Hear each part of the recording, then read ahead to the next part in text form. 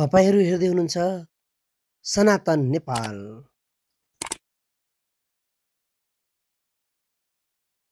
ओम नमः शिवाय, ओम नमः शिवाय, ओम नमः शिवाय, ओम नमः शिवाय, ओम नमः शिवाय, ओम नमः शिवाय, ओम नमः शिवाय, ओम नमः शिवाय, ओम नमः शिवाय। भक्तवत्सल भगवान को भगवान पीताम्बरात्री शरदूत फुल्लमल्लिका भिक्षारन्तुं मनश्चक्री योगमायामुपास्त्रिता।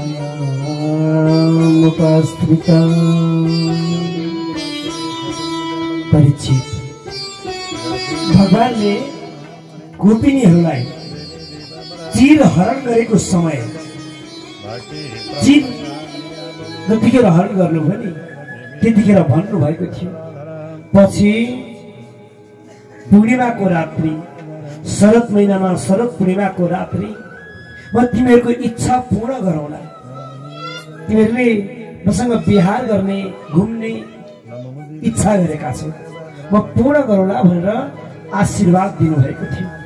त्यही आशीर्वाद स्वरूपमा त आज पूर्णिमाको दिन भगवान मधुवनमा प्रवेश गर्नुभयो। रात्रिको समय चन्द्रमा पूर्वबाट उदित भएर तल लागेका छन् बेटा, पूर्ण चन्द्रमाको दृश्य।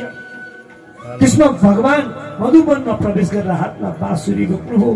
भगवानको छवि यति अद्भुत, आकाशमा जसरी चन्द्रमा देखिएका छन्, टल्केका छन्, धरतीमा त्यसरी नै चन्द्रमा भन्दा अर्को राम्रो कान्ति देखिएको छ। भगवानको छवि राम्रो स्वभावमा भगवान देखा पर्नु र हातमा बाँसुरी बोकेर बाँसुरीको धुन बजाउन लाग्नु बेटा। बाँसुरी छिड्न थाल्नुभयो, बाँसुरी बज्न थाल्यो, गोपिनीहरूले सुन्न थाले। अनेक प्रकारका गोपिनीहरू कार्यमा व्यस्तता थिए, आफ्नो कार्यमा गरिरहेका थिए। कोही वस्त्र लगाइरहेका थिए, कोही शिशुलाई सन्तानहरूलाई भोजन गराइरहेका थिए, कोही गौको सेवा गरिरहेका थिए, कोही आफ्ना घरमा पतिको सेवा गरिरहेका थिए। जो आफ्नो जो व्यवहार गरिरहेका थिए मतलब त सबैले सुने। यो बाँसुरी भगवानले बजाउनु भएको थियो, तर त्यो बाँसुरीले प्रत्येक स्त्रीले, प्रत्येक गोपिनीले आफ्नो नाम पुकारेको सुन्यो।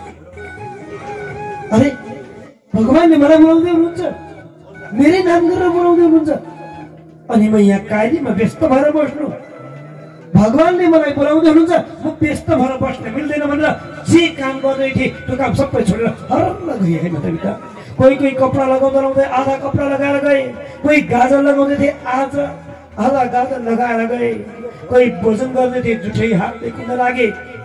सम्पूर्ण कार्य छोडेर भगवानले बोलाएको भनेर तल्लीन भएर पुगे। अरे स्वयं ईश्वर बोलाउँदै हुनुहुन्छ, भगवान बोलाउँदै हुनुहुन्छ, अनि पनि अलमल लिएर हुन्छ। यत्रो पुराण लागिरहेको छ मतलब यता, अनि अलमल लिएर हुन्छ सुन्न नआएर। यस्तो मौका त बार नपाइन पनि सक्छ मतलब यता, बार नपाइन सक्छ। कसलाई के थाहा भोलिको दिन देखेको छ, अनि त्यसर्थ समयको सदुपयोग गर्नुपर्छ। आज सम्पूर्ण काम छोडेर पुग्दा भए हर्र गएर मनमा नै भगवानलाई देख्न थाले। भगवानको छवि देखेर यति मोहित भए मेरो, प्रत्येकले गएर आफ्नो मनबाट भगवानलाई आलिङ्गन गरे। सबैले आलिङ्गन गर्न पुगे, मनै सबैले। एउटीले सोच्न थालेन, अरे ए कृष्ण मसँग मात्रै भइदिएको भए के हुन्थ्यो। अर्कीले भनिन्, होइन कृष्ण त मसँग मात्रै हुनु पर्थ्यो भन्छ। मनमा यिनीहरूले भगवान कृष्णलाई आफ्ना हृदयमा धारण गर्न थाले। सबै पुगे। अब कृष्णले देख्नुभयो एउटी होइन दुईटी होइन, कति हो कति गोपिनीहरू त वरिपरि गोपिनी नै गोपिनी। यसलाई सम्बोधन गरेर भन्नुभयो, स्वागतम भो महाभागा प्रिय किं करवाणि वा व्रजस्यानामयं कश्चित् भूतागमन कारणम्। आउनुहोस् आउनुहोस्, जति आउनु भएको छ नि आएको जतिलाई स्वागत छ। आउनेलाई स्वागत त गर्नै पर्यो नि होइन, आउने जतिलाई स्वागत छ। तर भन्नुहोस् त ब्रजबाट त्यति धेरै टाढा ब्रजबाट हजुरले यो रात्रिका समयमा यहाँ आउनुको कारण चाहिँ के हो? किन आउनु भएको? यत्रो जना आउनु भएको कारण के? किन आउनु भएको? आउनुको कारण बताउनुहोस् त। सुन्नुभयो किन आउनु भएको भनेर सुन्नुभयो? यी छक्क पऱ्यो होइन के भन्छन् र कृष्ण? त बाँसुरी बोलाएर बजाएर हाम्रै नाम गरी गरी हामीलाई बोलाउने, अनि किन आएको भन्ने? बोलाउनु चाहिँ बोलाएको, अनि किन आएको भन्नु? बोलाएपछि के भनेको कृष्ण? यस्तो के भनेको हजुरले? हजुर आफैले बोलाएर हामी आएका हौँ। आउन त आयौ नि, अहिले यहाँ आयौ आफ्नो घर व्यवहार छोडेर। नारीले रात्रिको समयमा यो मध्याह्न रात्रिमा परपुरुष म बाटोमा आउँदा भोलि तिमीहरूको कुन गति हुन्छ? तिमीलाई घरमा कसले छिर्न दिन्छ? तिमीहरूका पतिले के भन्लान्? किन तिमीहरूको पतिलाई छोडेर म बाटोमा आयो? यो रात्रिको जाऊ फर्क, अहिले फर्किहाल, केही बिग्रेको छैन, सबैजना गइहाल। तिमीहरूको व्यवहार बिग्रिन्छ, पति रिसाउलान्, घर व्यवहार पति रिसाउँछ। अहिले गइहाल। सम्झाउनु पो थाल्नुभयो माता पिता कृष्णले, बोलाउनु भएन आफैले, आइसकेपछि जाऊ पो भन्नुहुन्छ है। छक्क परे यिनीहरूले भन्नु लाग्यो अरे कृष्ण भगवान के भन्नुभएको हजुरले? एउटा कुरो सोध्छु है त, हामी एउटा कुरा सोध्छौँ, त्यसको उत्तर तपाईँले दिनुभयो भने नि हामी जान्छौँ, त्यसको उत्तर दिनु के जान्छौँ भनेर के भन्छ? के सोध्नु पर्नेछ? महाराज एउटी नारी पतिव्रता हुनुहुन्छ। पतिव्रता नारी बिहान जुरुक्क उठेर आफ्नो पतिलाई पूजा नगरिकन भोजन गर्नुहुन्न, पतिलाई भोजन नगराइकन आफू खानुहुन्न, पतिको सेवा नगरिकन त्यो नारीले कहिल्यै केही खाँदै खानुहुन्न, कहिल्यै पनि। दैव संजोग ती पतिलाई परदेश जानु पर्ने भएछ। अब परदेश जानु परेपछि के गति हुन्छ नारीको? पतिको पूजा नगरी त भोजन चल्दैन थियो। अब परदेश जानु पर्ने भयो। पत्नीले भइन् महाराज पतिदेव हजुरै गएपछि मेरो कुन गति होला? अब म कसको पूजा गरेर भोजन गर्ने? कसलाई दिने पछि भोग लगाउने? हजुर गएपछि मेरो कुन गति हुन्छ पतिदेव? पतिले एउटा ठुलो फोटो मूर्ति बनाएर ल्याइदिनु भयो अगाडि।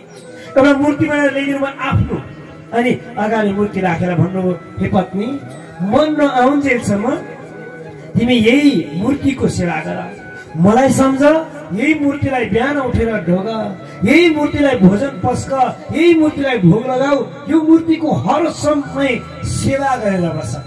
मन नआउन्जेलसम्म तिमी यी मूर्तिको सेवा गर। त्यति त गर्न मिल्यो नि? खुसी भइन्छ। हुन्छ म मूर्तिको पूजा गर्छु, हजुर जानुहोस्। आज पतिलाई बिदा गरेर पठाए। पति जानुभयो यस कमाउनका निमित्त भनेर।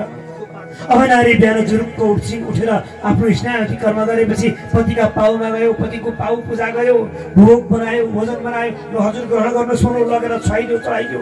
पतिको सेवा गरेर दिनभर त्यही मूर्तिको सेवा गरेर बस्न आफ्नो पति मानेर। एक दिन बिहान जुरुक्क उठेर नुहाइ गएर पतिको पूजा गर्न भनेर त्यो मूर्तिको अगाडि बसेकी रहेछन्। मूर्ति पूजा गर्न बसेकी रहेछन् पतिको। त्यतिकैमा बाहिर ढोकाबाट आएर टक टक टक टक आवाज आयो। ढोकामा कसरी खटखटायो, ढोका खटखटायो। अब त्यो ढोकामा आएको उसको आफ्नो सक्कली पति थियो, मूर्तिको पति होइन, सक्कली पति थियो। भगवान अब तपाईँ भन्नुहोस्, ती नारीले त्यो मूर्तिको पूजा गरेर बस्ने कि ढोका खोल्ने न भन्नु त? मूर्तिकै पूजा गरेर बस्ने कि आफ्नो सक्कली पतिलाई ढोका खोलेर भित्र बसाउने? के गर्ने? के गर्नुपर्छ आमा भन्नु त? ती नारीले के गर्नु पर्थ्यो? ढोका खोल्नु पर्थ्यो होइन? हो कृष्ण भगवान, हामीले पनि त्यही गरेका हौँ। यो लोकको पति, सारा संसारको अधिपति, प्राणीहरूको पति, पशुहरूको पति हजुर भगवान आएर हामीलाई ढोकामा बोलाउँदा हामी त्यो मूर्ति समानको नश्वरपतिलाई रोगेर बस्छौँ। मनुष्यमाईको नश्वर हो कि होइन? अनि ईश्वरले बोलाउँदा नश्वरको पछि लागिरहनु।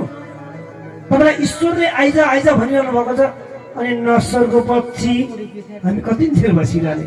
हामीलाई केही वास्ता छैन, हामी त आयौँ हजुरले बोलाएको ठाउँमा भनेर। कृष्ण त बोल्नै सक्नु भएन अरे। तिमीले भनेको कुरो सत्य हो, सत्य हो, बोल्न सक्नु भएन। अरू त के गर्न आयो तिमीहरू भन्नुभयो।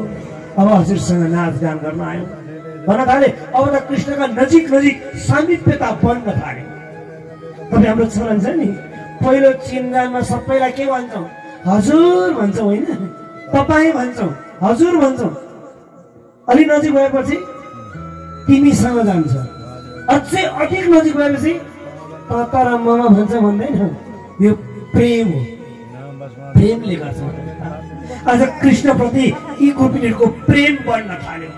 प्रेम बढ्दा बढ्दै यिनीहरू कृष्णसँग नाच्न थाले, गाउन थाले, कोही आलिङ्गन गर्न थाले, कोही एउटा हातमा समातेर मेरो कृष्ण भन्छन्, अर्काले मेरो कृष्ण भन्दै तान्न थाले, कोही आएर पछाडि ढाडमा बस्न थाले, चढ्न थाले। एउटीले त अत्यधिक धेरै गरिन्, कृष्ण अरूसँग नजाऊ, मलाई पोका भन्दा यिनको त काँधैमा पो चढेछन् है। कृष्णका काँधमाथि गोपिनी चढिछन्। कृष्णले भन्नुभयो, यो संसार नि, यो संसार कस्तो छ भने कुनै चिज पनि सहजताले प्राप्त गर्यौँ भने त्यसको महत्त्व हुँदैन, कसैलाई पनि महत्त्व हुँदैन।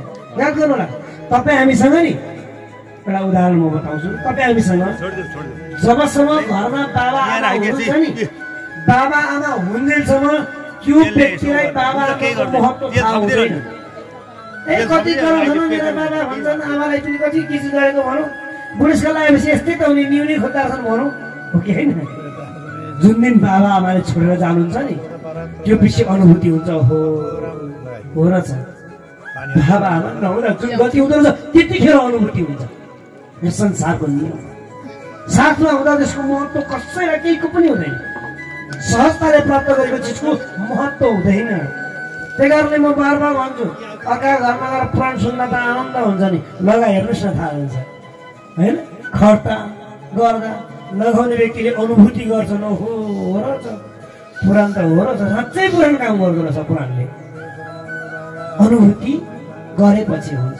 आज अधिक भयो, गोपीहरू त श्रीकृष्ण भगवानका काँधमा चढ्न थाले, बुई बोकाउ कृष्ण भन्न थाले।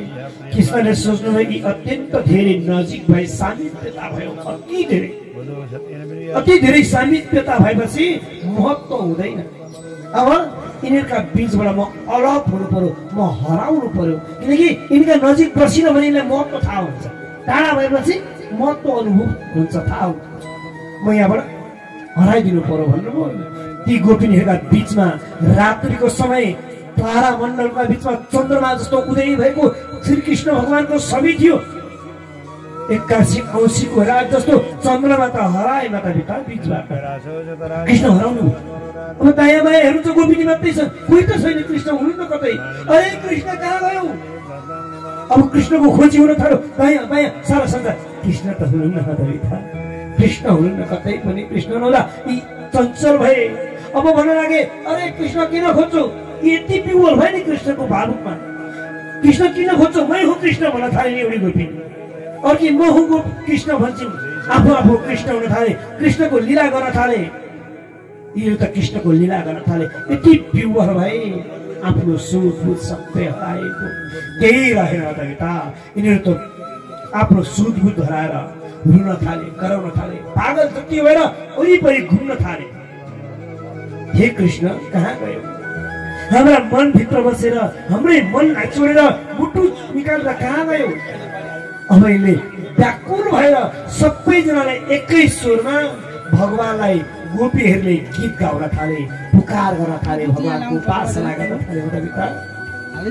जय तिथिकं जन्मना प्रजा श्रयत इन्दिरा सस्वदत्रहि दैत दिश्यतां दीक्षितावकाश दैधृता सवा त्वं विचिन्वते शरददासये साथ साथ सरजी जोगरा श्री साथी साथ सुरत नाकते शुक्लदासिका भरतनी तो नेह तिंबगा विष जलाप्यया ज्ञान राक्षसात् हर समानता वैधता नरा विष जयाप्यजा विष तो भया विषवती दया रक्षिता यसरी गोपिनीहरूले गीत गाउन थाले अत्यन्त भावुक भएर अत्यन्त भावुक भएर भित्री हृदयबाट बाहिरी हृदय हेर्न भित्री हृदयबाट आँसुको धारा आँखाभरि टप टप बनाउँदै विह्वल भएर रुन थाले यिनीहरूले बोलाउन थाले हे कृष्ण हजुर क्षीर समुद्रमा बस्ने ताउमा लक्ष्मीले सेवा गर्ने भगवान आज यो वज्र भूमिमा आउनुभयो यो स्थानमा आउनुभयो अनि यो स्थानमा आएर प्रत्येक गोपिनीका प्रत्येक प्राणीका मनभित्र बस्नु प्रत्येक प्राणीका मनभित्र बस्नुभयो अनि मनभित्र आत्मा बनेर बस्नुभयो आत्मा बनेर बसिसकेपछि प्रत्येकलाई माया लगाउनुभयो मोह बढाउनुभयो जब माया मोह अत्यधिक रूपमा बढ्न थाल्यो नि अनि सुटुक्क निक्लेर जानुभयो कहाँ जानुभयो एउटा मौरीले फूलमा भएको मह रस चुस्छ जब फूलमा भएको रस सकिन्छ अनि उडेर फर गएपछि फेरि फर्केर आउँदैन आज त्यही गति हो हाम्रा मनमा आएर हाम्रो मनमा भित्र पस्नुभयो अनि मुटु चुडेर निकालेर लिएर जानुभयो हे कृष्ण अब हामी कसरी बाँच्नु हजुर बिना हाम्रो बाँच्ने आधार के छ कसरी बाँच्नु हाम्रो शरीरभित्र भएको प्राण हो हजुर प्राण निक्लेर गएको यो शरीर मुर्दा हुन्छ हुँदैन आज हामी मुर्दा भएका छौँ हाम्रो यो शरीरको काम छैन हजुरको प्रत्येक हावाको स्पर्शले हजुरले हामीलाई चुम्बन गरे जस्तो छोए जस्तो अनुभूति हुन्थ्यो आज यो संसार यो वायुमण्डल पनि सारा कृष्ण बिनाको भएको छ हजुर बिनाको भएको छ यो संसारमा भगवान कृष्ण पो हुनुहुन्न कि अब त कृष्ण बिनाको भएको कि हावा पनि आफ्नो गतिलाई छोडिसकेको छ त्याग गरिसकेको छ हे भगवान बार बार एक गोपिनीहरू त रुन पथारे भन्दा बिरौन गर्न थाले भगवान कृष्णलाई उपासना गर्न थाले साह्रै बिरौन भयो यिनको आँखाबाट टप टप आँसु भुइँमा चुइन लाग्यो मतलब भुइँमा झर्न लाग्यो प्रत्येक गोपिनीको आँखाबाट आँसु चुइन लाग्दा भगवानले भन्नुभयो अरे हे गोपिनी हो मलाई भावना मन पर्छ मलाई पदार्थ होइन मलाई सामग्री आवश्यक छैन के चलाउँछौ कसले मलाई के चलाउने फुल तपाईँ हामीले भगवानलाई बनाइदिएको हो र भगवान आफैले बनाएको हो किन फुल यो फुलमा हेर्नु रङ कसले भरेको तपाईँ हामीले भरेको हो फुलमा रङ ईश्वरले हो कि फुलमा रङ भर्ने ईश्वर सारा संसार यो बोटमा फल फलाइदिने को तपाईँ हामी हो अनि फल ल्याएर भगवान मैले चढाएको भन्छौँ हो हैन सारा संसार फल बनाउने फूल बनाउने यो सारा संसार ईश्वरको ईश्वरलाई तपाईहरुले के चलाउनुहुन्छ के आवश्यक छ प्रभुलाई भगवानले भन्नु हे गोपिनी हो मलाई आवश्यक भनेको समुद्रको सिन्धु होइन समुद्रको पानी होइन जल होइन गंगाजल चाहिएन मलाई यदि चढाउँछौ भने भित्री भावनाबाट दुई थोपा अश्रु बिन्दु आँखाबाट आँसु चाहदेऊ अनि मेरो लागि हे भगवान मैले दुई थोपा आँसु भगवानका निमित्त झार्दिनुस् तपाईलाई भित्र तत्क्षण जुनै ठाउँमा भने भगवान आँसु थाप्न आइपुग्नुहुन्छ पक्का हुनुहुन्छ तपाईँ हामीसँग नि भगवानलाई स्मरण गर्ने भित्री हृदयबाट भने भगवान तपाईँ हामीसँग आफ्नै ठाउँमा आइपुग्नुहुन्छ आँसु थाप्नका निमित्त आज गोपिनी बाटोमा आउनुभयो हर्र अरे गोपिनी रुनु पर्दैन म छु कहाँ गएको छु र प्रत्येकको हृदयमा प्रत्येकको प्राणभित्र म बसेको छु सबैको हात थाप्न आइपुग्नु सबैको अगाडि आउनुभयो अब भावुक भएका अब मात्रै यिनलाई अनुभूति भयो ईश्वर के हो भन्ने अब मात्रै यिनले चिने के रहेछ ईश्वर भन्ने चिने तपाईँ हाम्रो शरीरभित्रबाट प्राण निक्लेर जाँदा शरीर कस्तो हुन्छ होला कस्तो छटपटाउँछ होला फेरि आएर प्राण बसोस् त यो प्राणको महत्त्व थाहा हुन्छ हुँदैन के रहेछ प्राण थाहा हुन्छ हुँदैन अझै गोपिनीहरूले थाहा पाए प्राण भएको ईश्वर हुनुहुँदो रहेछ। हे ईश्वर, हजुर ईश्वर हुनुहुँदो रहेछ। हामीले बल्ल चिन्यौँ माता पिता। आज पूर्ण भगवानसँग क्षमा मागे, आलिङ्गन गर्न थाले। भगवान, आजदेखि हामी यस्तो दुष्कर्म गर्दैनौँ। हजुर त हाम्रा प्राण हुनुहुन्छ। सबैले आलिङ्गन गर्न थाले, भगवानलाई पुकारा गर्न थाले।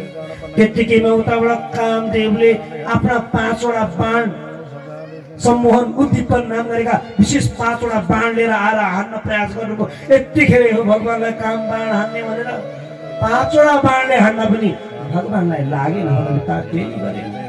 भगवानले भन्नुभयो, अब तिमीहरूको मनको मनलाई खुसी पार्नका निमित्त आओ, यही बाँसुरीको धुनका साथमा भजन गर्नुपर्छ, नृत्य गर्नुपर्छ भनेर आज यी गोपीहरू महारासमा प्रवेश गर्न लाग्न रहेका रास लीला रचाउन थाले। कृष्ण कन्हैया लालको जय हो। वृन्दावनको पाखामा बाँसुरीको भाकामा, वृन्दावनको पाखामा बाँसुरीको भाकामा हामीलाई डाकेर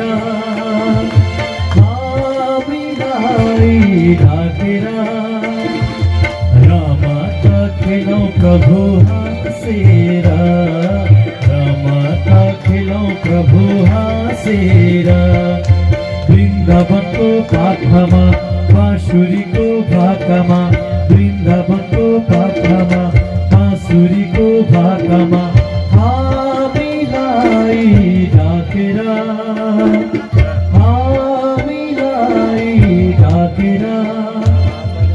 रामाका खेलौँ प्रभु हाँसेर, रामाका खेलौँ प्रभु हाँसेर।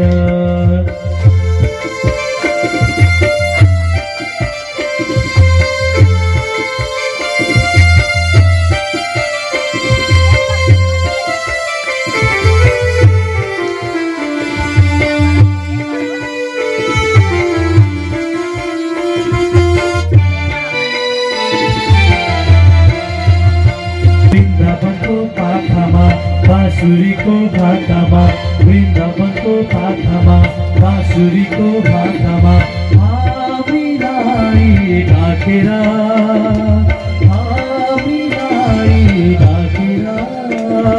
रामाका खेलौँ प्रभु हाँसेर, रामाका खेलौँ प्रभु हाँसेर, रामाका खेलौँ प्रभु हाँसेर, रामाका खेलौँ प्रभु हाँसेर। वृन्दावन बिहारी लालको जय हो। रास बिहारी लालको जय हो। त्यसरी भगवानले आज रास लीला रचाउन थाल्नु। सम्पूर्ण जति पनि गोपिनीहरू थिए नि माता पिता, ती गोपिनीहरूको इच्छा पूर्ण गर्न लाग्नुभयो। ती सम्पूर्ण गोपिनीहरू चाहन्थे कि भगवान कृष्ण ईश्वर हुनुहुन्छ, ईश्वरको सानिध्यता पाए हुन्थ्यो, भगवानसँगै बस्न पाए हुन्थ्यो, भगवानसँगै घुम्न हिँड्न बोल्न पाए हुन्थ्यो। सबैको इच्छा थियो। आज भगवानले यो पूर्णिमाको रात्रिमा पूर्ण गरिदिनु, सबै नारीको इच्छा पूर्ण गरिदिनु। भगवानको उमेर छैन माता पिता, 11 वर्षको सानो उमेर, काम भावनाको संसार हुने समय पनि भएको छैन। तथापि कामदेवले बाण हान्नुभयो, कामदेव घायल हुनुभयो, कामदेव थकित हुनुभयो। सक्नु भएन भगवानलाई चित गराउन। हे अच्युत भगवान, म क्षमा चाहन्छु। आज कामदेव भगवानका शरणमा आउनुभयो अनि आएर प्रार्थना गर्न भन्नुभयो, हे भगवान, हजुरलाई मैले चित गराउन सकिनँ। त आजदेखि म हजुरको पुत्र भएँ, म हजुरको पुत्र भएँ। भगवान कृष्णको पुत्र छोरो भनेर मलाई चिन्छन्। म हजुरको छोरो भएर जन्मिन्छु। मैले सकिनँ हजुरलाई जित्न भनेर आज उल्टै कामदेवले आशीर्वाद मागे माता पिता। यिनै कामदेव पछि भगवानका छोरा भएर जन्मिनुहुन्छ। तपाईँ हामी कथा सुन्न पाउनेछौँ। त्यसरी कामदेवलाई विजय गरेर भगवान आफ्ना स्थानमा फर्केर आउनु। एकदा देव यात्रायां गोपाला जात कौतुका अनुविरनुदुक्तर प्रयुक्ते अम्बिकावनम। एक समयमा त भित्र शिवरात्रिको अवसर पारेर राम्रो पावन समय शिवरात्रिको अवसर पारेर भगवान कृष्ण सहित बाबा नन्द बाबा अम्बिका माताको यात्रा गर्न अम्बिका देवीको यात्रा गर्नका निमित्त अम्बिका वनतर्फ जानुभयो, जहाँ भगवान शिवजीको वासस्थान छ, जहाँ भागवती नदी बगिरहन्छन्। त्यस्तो पवित्र अम्बिका वन पाशुपत क्षेत्र भगवान कृष्णले दर्शन गर्न आउनुभएको उल्लेख भागवतमा बताएको छ एउटा, जहाँ सरस्वती नदी र पशुपति विमुख पशुपति भगवान अवस्थित हुनुहुन्छ। तत्र स्नात्वा सरस्वत्यां दिवं पशुपति विमुख, सरस्वती नदीका किनारमा बागमती नदीका किनारमा अवस्थित पशुपति भगवानको दर्शन गर्न भनेर स्वयं आज शिव शङ्करको दर्शन गर्न भनेर नन्द बाबालाई लिएर आउनुभयो। आज भगवानको दर्शन गर्नुभयो साँझको समय। साँझको समयमा त्यही नदीका तटमा गएर विश्राम गर्नु पर्यो भनेर विश्राम गर्नुभएको हुँदा बेटा राति त एउटा अजिगर आएर नन्द बाबाको खुट्टो त च्याप्पै पक्रेको रहेछ। अजिगर आएर खुट्टो पक्रेछ नन्द बाबाको। तपाईँले आत्तिएर बोलाउनु भयो अरे अरे के मु बाबु आऊ मलाई बचाऊ भनेर बोलाउनु। पछि भगवान कृष्ण आएर ए अजिगर छोड भनेर आफ्नो खुट्टाले यसो छोको। त्यहाँबाट त सुदर्शन नाम गरेको अत्यन्त राम्रो र दिव्य पुरुषको निक्लियो, विद्याधर निक्लियो। यसले प्रार्थना गर महाराज, म आज अजिगर भएर जन्मेको छु। मैले श्राप पाएको थिएँ अंगिरा गोत्रीय गुरु ऋषि ऋषिलाई देखेर मैले तिनको हाँसो गरेँ। म राम्रो थिएँ, अत्यन्त राम्रो विद्याधर, मेरो स्वरूपको घमण्ड थियो मलाई। मभन्दा राम्रो कोही थिएन, त्यति राम्रो थिएन। जाँदै गर्दा उताबाट एकजना ऋषि आउनु भएको रहेछ, कुरूप ऋषि हुनुहुँदो रहेछ, अष्टवक्र बाङ्गो न बाङ्गो शरीर भएको। त अष्टवक्र ऋषिलाई देख्दा मलाई हाँस उठ्यो। कस्ता ऋषि होला नि, आठामा बाङ्गेका छन्, टेढो हिँड्न पनि मजाले सक्दैनन्। म आफू राम्रो थिएँ। आफू राम्रो भएपछि अर्काको नराम्रोको मैले गुणगान गरेँ। त्यो ऋषिलाई क्रोध उत्पन्न भयो। त्यसले श्राप दिए, बाबु जा घमण्ड गर्छस्, रूपको अजिगर भएर जन्मे कस्तो हुन्छ शरीर, ताप आउँछ जा भनेर श्राप दिनुभएको थियो। म त्यही भएर जन्मेँ। आज भगवानले मलाई उद्धार गर्नुभयो। हे भगवान, त्यतिखेर मेरो घमण्ड थियो, म राम्रो छु भन्ने घमण्ड थियो। रूपको घमण्ड कहिले नगर्नु पर्यो रहेछ। तपाईँ हामी रूपको घमण्ड गर्छौँ, म यस्तो छु म उस्तो छु। कतिन्जेललाई मैले जस्तै पनि भने रूपको घमण्ड कतिन्जेललाई, कतिन्जेल रूपको घमण्ड गर्ने नचाउरिन्जेल। एक दिन त चाउरिन्छ जस्तो रूप भए पनि एक दिन चाउरेर जान्छ। तसर्थ कुनै पनि व्यक्तिले रूपको घमण्ड म यस्तो म उस्तो छु भनेर रूपको घमण्ड नगर्नु भनेर यहाँ बताउनु भयो। त्यसरी भगवानले शङ्कर नाम गरेका उनलाई उद्धार गरेका प्रसङ्गहरू भागवतमा आउँछन्। यता भगवानका लीलाहरू, रास गरेका लीलाहरू, अनेक प्रकारका लीलाहरू कंसले सुन्न थालेछ। अहो कस्ता कस्ता राक्षस पठाए, सबै उतै मारेर पठाउँछ। पक्का मेरो काल यही हुनुपर्छ। अरिष्टासुर नाम गरेको, केसी नाम गरेको राक्षसलाई पठाए भगवानले। अरिष्टासुर, केसी, व्योमासुर आदिको उद्धार गर्नु। अब त झन् त्रसित भयो। पक्का मेरो काल यही हो। कस्ता कस्ता राक्षस मार्न पठाए, खुरु खुरु उतै मार्छ। के गर्ने? अब आत्तिन थाल्यो, चञ्चल हुन थाल्यो मन। त्यतिकैमा उताबाट हाम्रो नारदजी आउनु भएर सल्लाह दिनुभयो, अरे कंस के हो तिमीलाई? हे कंस तिमीलाई भयो कि किन म चञ्चल बनाउँदैछु के हो भन्दा त्यतिखेर भन्नुभयो। कंसले भन्न लाग्यो, महाराज मेरो काल रूपमा जन्मेको त्यो कृष्ण हो जस्तो लाग्दैछ मलाई। कस्ता कस्ता राक्षस बनाइसके उतै मारेर पठाउँछ त्यसले। पक्का मेरो काल हुनुपर्छ। त्यति मात्रै के भनेका थिए कंसले? नारदजीले भन्नुभयो, हो त त्यही हो तिम्रो काल भनेको। तिमीलाई थाहा छ? अर्को कुरो पनि बताइदिन्छु तिमीलाई। देवकी र वसुदेवका छोरा भनेका तिनै हुन्। 8औं वर्ग त्यही हो। जुन दिन जन्मिए नि त्यो जन्मेको दिन तिमीलाई थाहा नदिकन गोकुलमा पुर्याएको थियो। त्यति थाहा पाएनौ तिमीले? तिम्रो काल तिम्रो भान्जै तिनै। अब झन् त्रसित भयो। अहो यी देवकी र वसुदेवले त्यत्रो चाल गरे मलाई। आफ्नो सेनालाई बोलायो, तिमीलाई छुटकारा दिएको थियो, फेरि ल्याएर बन्दी गृहमा हाल।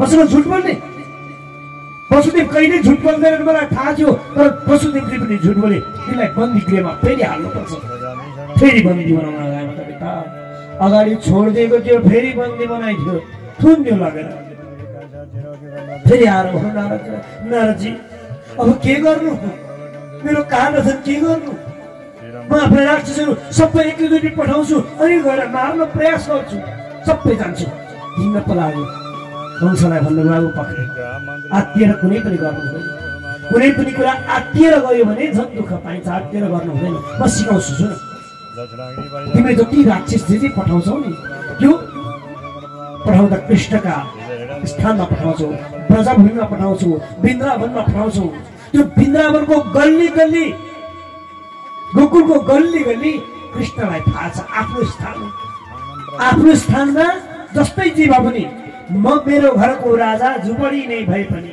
हो कि होइन सानै भए पनि आफ्नो घरको राजा आफू हिँड्छ जस्ता जस्ता राक्षस पठाए पनि ती राक्षसलाई आफ्नो प्रपञ्चमा पालेर कुनै न कुनै नियोग गरेर कृष्णले मार्दै छाड्छन् त्यहाँ होइन अब यसो गर ती कृष्णलाई यहाँ ल्याउने प्रावधान बनाऊ कृष्णलाई यहाँ ल्याउ न यो त तिम्रो ठाउँ हो नि त यो तिम्रो ठाउँ मथुरा तिम्रो स्थान तिम्रा स्थानमा तिम्रा साथी तिम्रा आफूका तिम्रा इष्टमित्र सबै तिम्रा हुन्छ उहाँ उसका हुन्छ उहाँ जति जे पठाए पनि उनीहरू मिलेर अन्त्य गर्छन् यहाँ बोलायो भने तिमीहरू मिलेर मार्न सक्छौ त्यही कारणले यहाँ बोलाऊ भान्जोलाई बोलाउनु यहाँ बोलाउनु त बोलाउनु नि महाराज के छ त उपाय कसरी बोलाउनु हे बाबु के पनि थाहा छैन हेर त्यतिको बेलामा तिमीलाई उपाय सिकाइन्छ सुन तिमीलाई शिव महाराजले परशुरामका हातबाट एउटा धनुष दिनुभएको छ शिव धनुष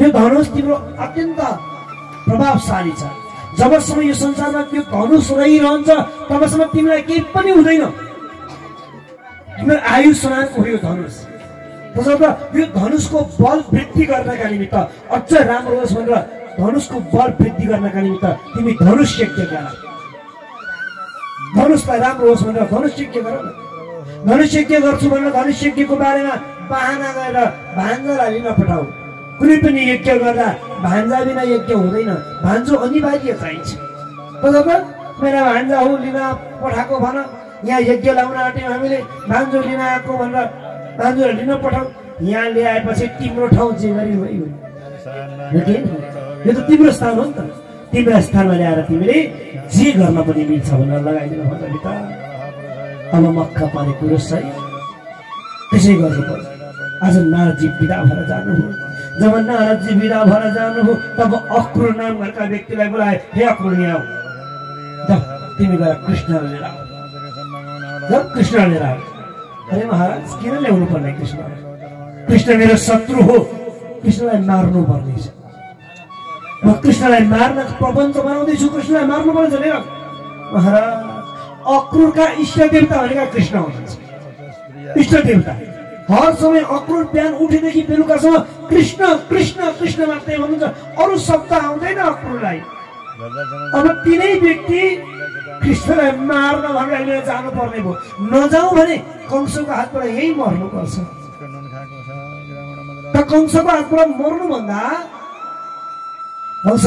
मर्नुभन्दा दिन जानु राम्रो भगवानलाई हेरेर मर्नु राम्रो नजाऊ भन्दा यही कंसको नुन खाएर बसेको छु कंसले भनेको त मान्नु पर्यो अवश्य जानु पर्ने हो बाध्यता भयो भन्दा आज कृष्णलाई लिन जाने हो आज भगवान कृष्णलाई लिनका निमित्त भनेर रथ तयार पार्नुभयो अनि रथ तयार पारेर आज स्वयं भगवान कृष्णलाई लिन अक्रूर प्रस्थान गर्नुभयो जानुभयो मनमा सोच्दै हुन्छ धिक्कार होस् अक्रूर विचताम रात्रि मधुपुर्या महामदी उषित्वा रथमास्थाय प्रयो नन्दगोकुलम व्यञ्जुर कोट्नुभयो रथ तयार पार्नुभयो रथमा चढेर हर जानुभयो गोकुलतर्फ प्रस्थान गर्नुभयो जब माता यमुना तर्नुभयो नि यमुना तरेपछि रथबाट ओर्लिनुभयो ओर्लेर यसो भुइँमा हेर्नुभयो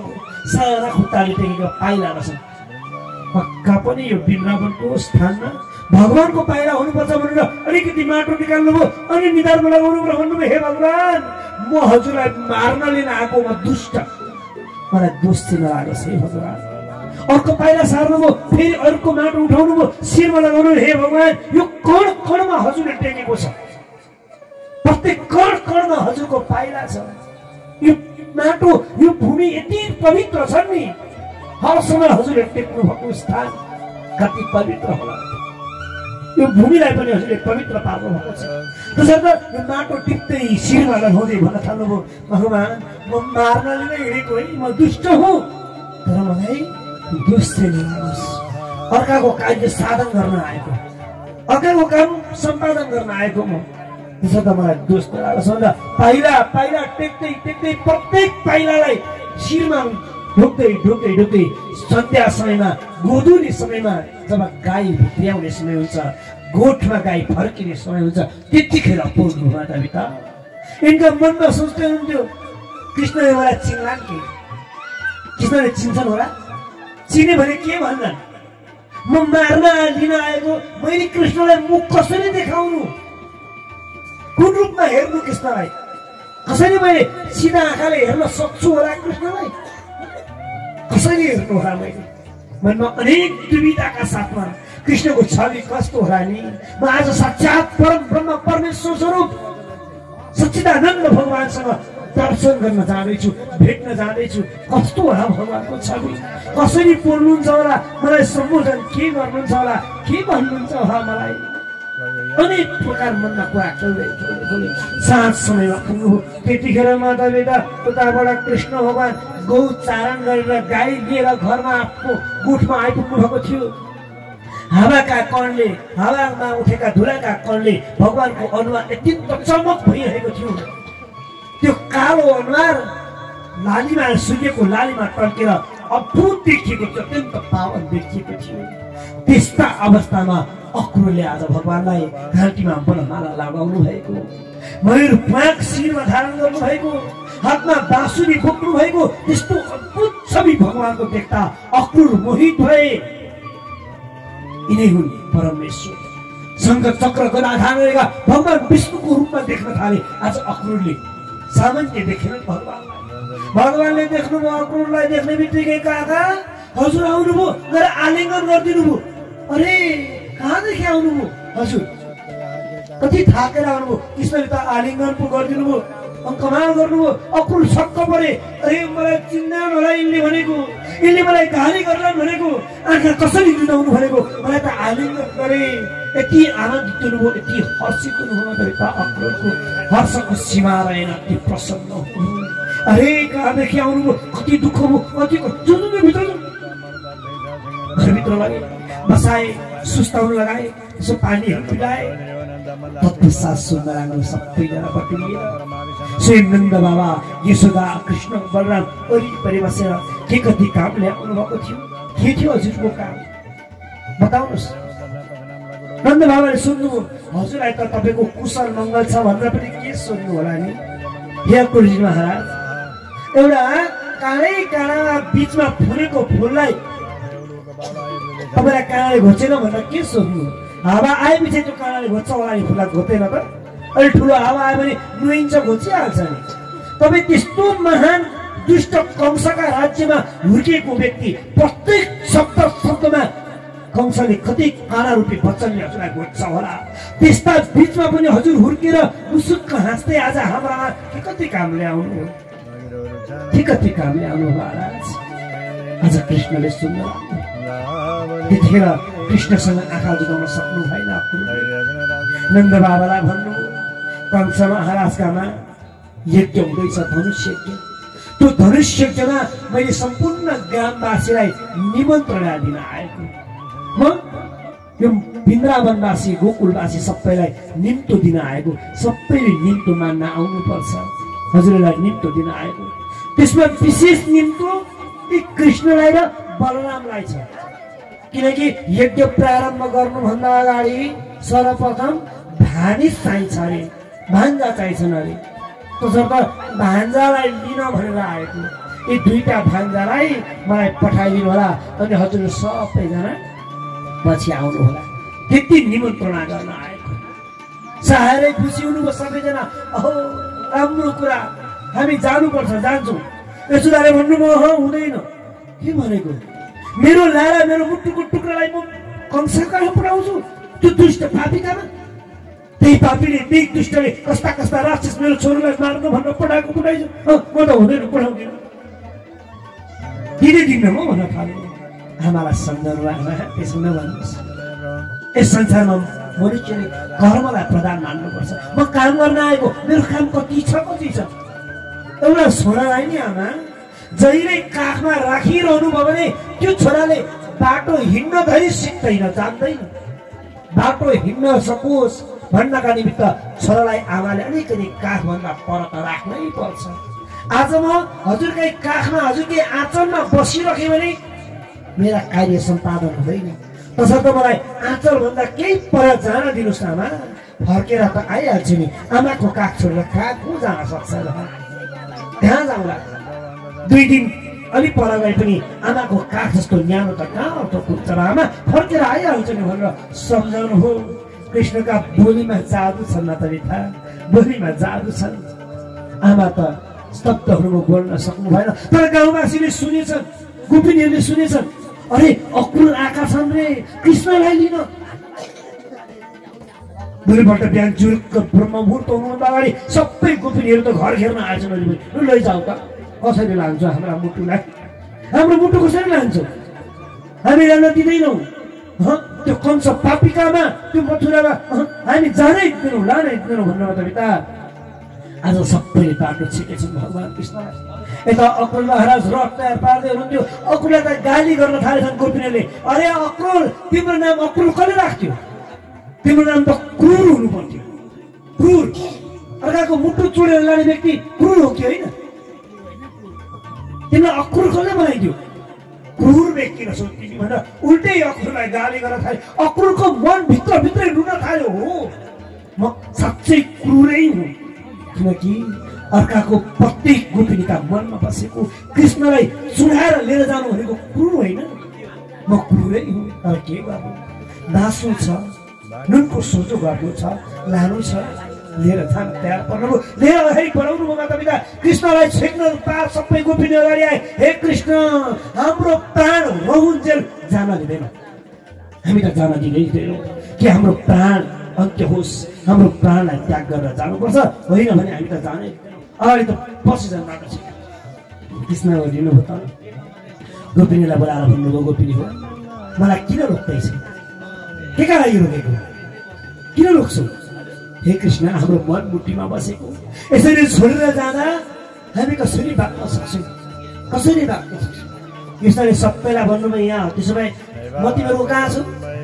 मुटुमा, पक्कै मुटुमा छु। सबैको मुटुमा छु म, सबैको मुटुमा।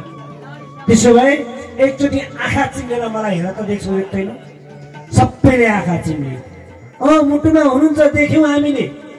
त्यसो भए मुटुभित्र भएको आँखा चिम्ला म देखिन्छु भने त्यही मुटुभित्र बन्द गरेर राख न, मलाई बाहिर निक्लिन नदिऊ न। तिमीहरूको प्रत्येकको हृदयभित्र म छु भने हृदयभित्र मलाई बन्द गरेर राख्ने हो। हृदयबाट बाहिर निक्लिन नदिने, भित्र राखिराख। बाहिरमा जहाँ गए पनि के बिग्रियो त? तिमीहरूको हृदयमा म छँदै छु। मलाई रोक्छौ भने आफ्ना हृदयभित्र रोक, बाहिरी व्यवहारमा नरोक। यी त बोल्न नसक्ने कुरो त सही हो। प्रत्येकका हृदयभित्र भगवान हुनुहुन्छ भने बाहिर किन खोज्नुहुन्छ? बाहिर कहाँ छन् भगवान? कुन स्थानमा भगवान? कहाँ खोज्ने? हृदयमै छु। सबै स्तब्ध भई अब आज रथमा चढ्नु। रथमा चढेर अगाडि बढ्नुभयो त रथ हाक्न थाल्नुभयो अक्रुल महाराजले। जब अक्रुल महाराजले रथ हाक्नुभयो, अब यिनको मनमा लागेको छ धिक्कार होस्, धिक्कार होस्। मैले आज यिनको प्राणलाई त्याग गरेर आएछु। अहो विधाता स्तवना क्वचित दया। हे विधाता, हजुरमा कुनै दया रहेछ? अगाडि रथ बढ्न थाल्यो बेटा। रथको आवाज संसार गोपिनीहरूको मनमा जति रथका घोडाहरू अगाडि बढ्छन् त्यति गोपिनीको मनमा चिसो चिसो हुँदै कष्ट हुँदै गएको छ। अक्रुल पनि बार बार रुँदै हुनुहुन्छ, धिक्कार होस् मलाई। जब यमुनाका तटमा पुग्नुभयो, यमुनाका तटमा पुगेपछि रथलाई बसाउनु अक्रुल महाराजले। अनि भन्नुभयो, हे कृष्ण, हे बलराम, म स्नान गरेर आउँछु, जान रथमा बस्दै गर्नु है भनेर स्नान गर्न पानीभित्र बस्नुभयो, स्नान गर्नुभयो। अनि हातमा पानी लिएर भन्नुभयो, हे भगवान, हे विधाता, हे ईश्वर, मलाई कुनै दोष नलागोस् है, आज म कृष्णलाई बलरामलाई मार्न भनेर लिएर हिँडेको छु। कंस दुष्ट छ, कस्ता कस्ता प्रपञ्च रचेको छ थाहा छैन। यी प्रत्येकको मुटुमा बस्ने कृष्णलाई मार्न तयार परेको छ। त्यसको भागीदार म पनि हुँ। कुनै पाप गर्दाखेरि कुनै व्यक्तिले पाप गर्दैछ भने पापको सल्लाह दिने व्यक्ति पनि भागीदार हुन्छ, गर्ने व्यक्ति गराउने व्यक्ति दुईटै पापको भागीदार हुन्छ। आज म सल्लाह दिँदैछु, म स्वयं यसमा उद्धित भएको छु, म पनि त पापी हुँ। हे भगवान भनेर त्यहाँ अञ्जली दिन के तयार पर्नु भएको त्यो पानीभित्र डुबेर भित्र त शङ्कर चक्र धारण गरेका श्री साई भगवान विष्णुलाई पनि देख्नुभयो। भगवान विष्णु पो हुँदो रहेछ भित्र त पानीभित्र। छक्क पर्नुभयो, प्रार्थना गर्न थाल्नुभयो। न तुस्मिहं त्वां किल हेतुं नारायणं पुरुषमाद्यमप्रियं येन विजाता दरविन्दकोशा ब्रह्मा विरासीयते सलोका।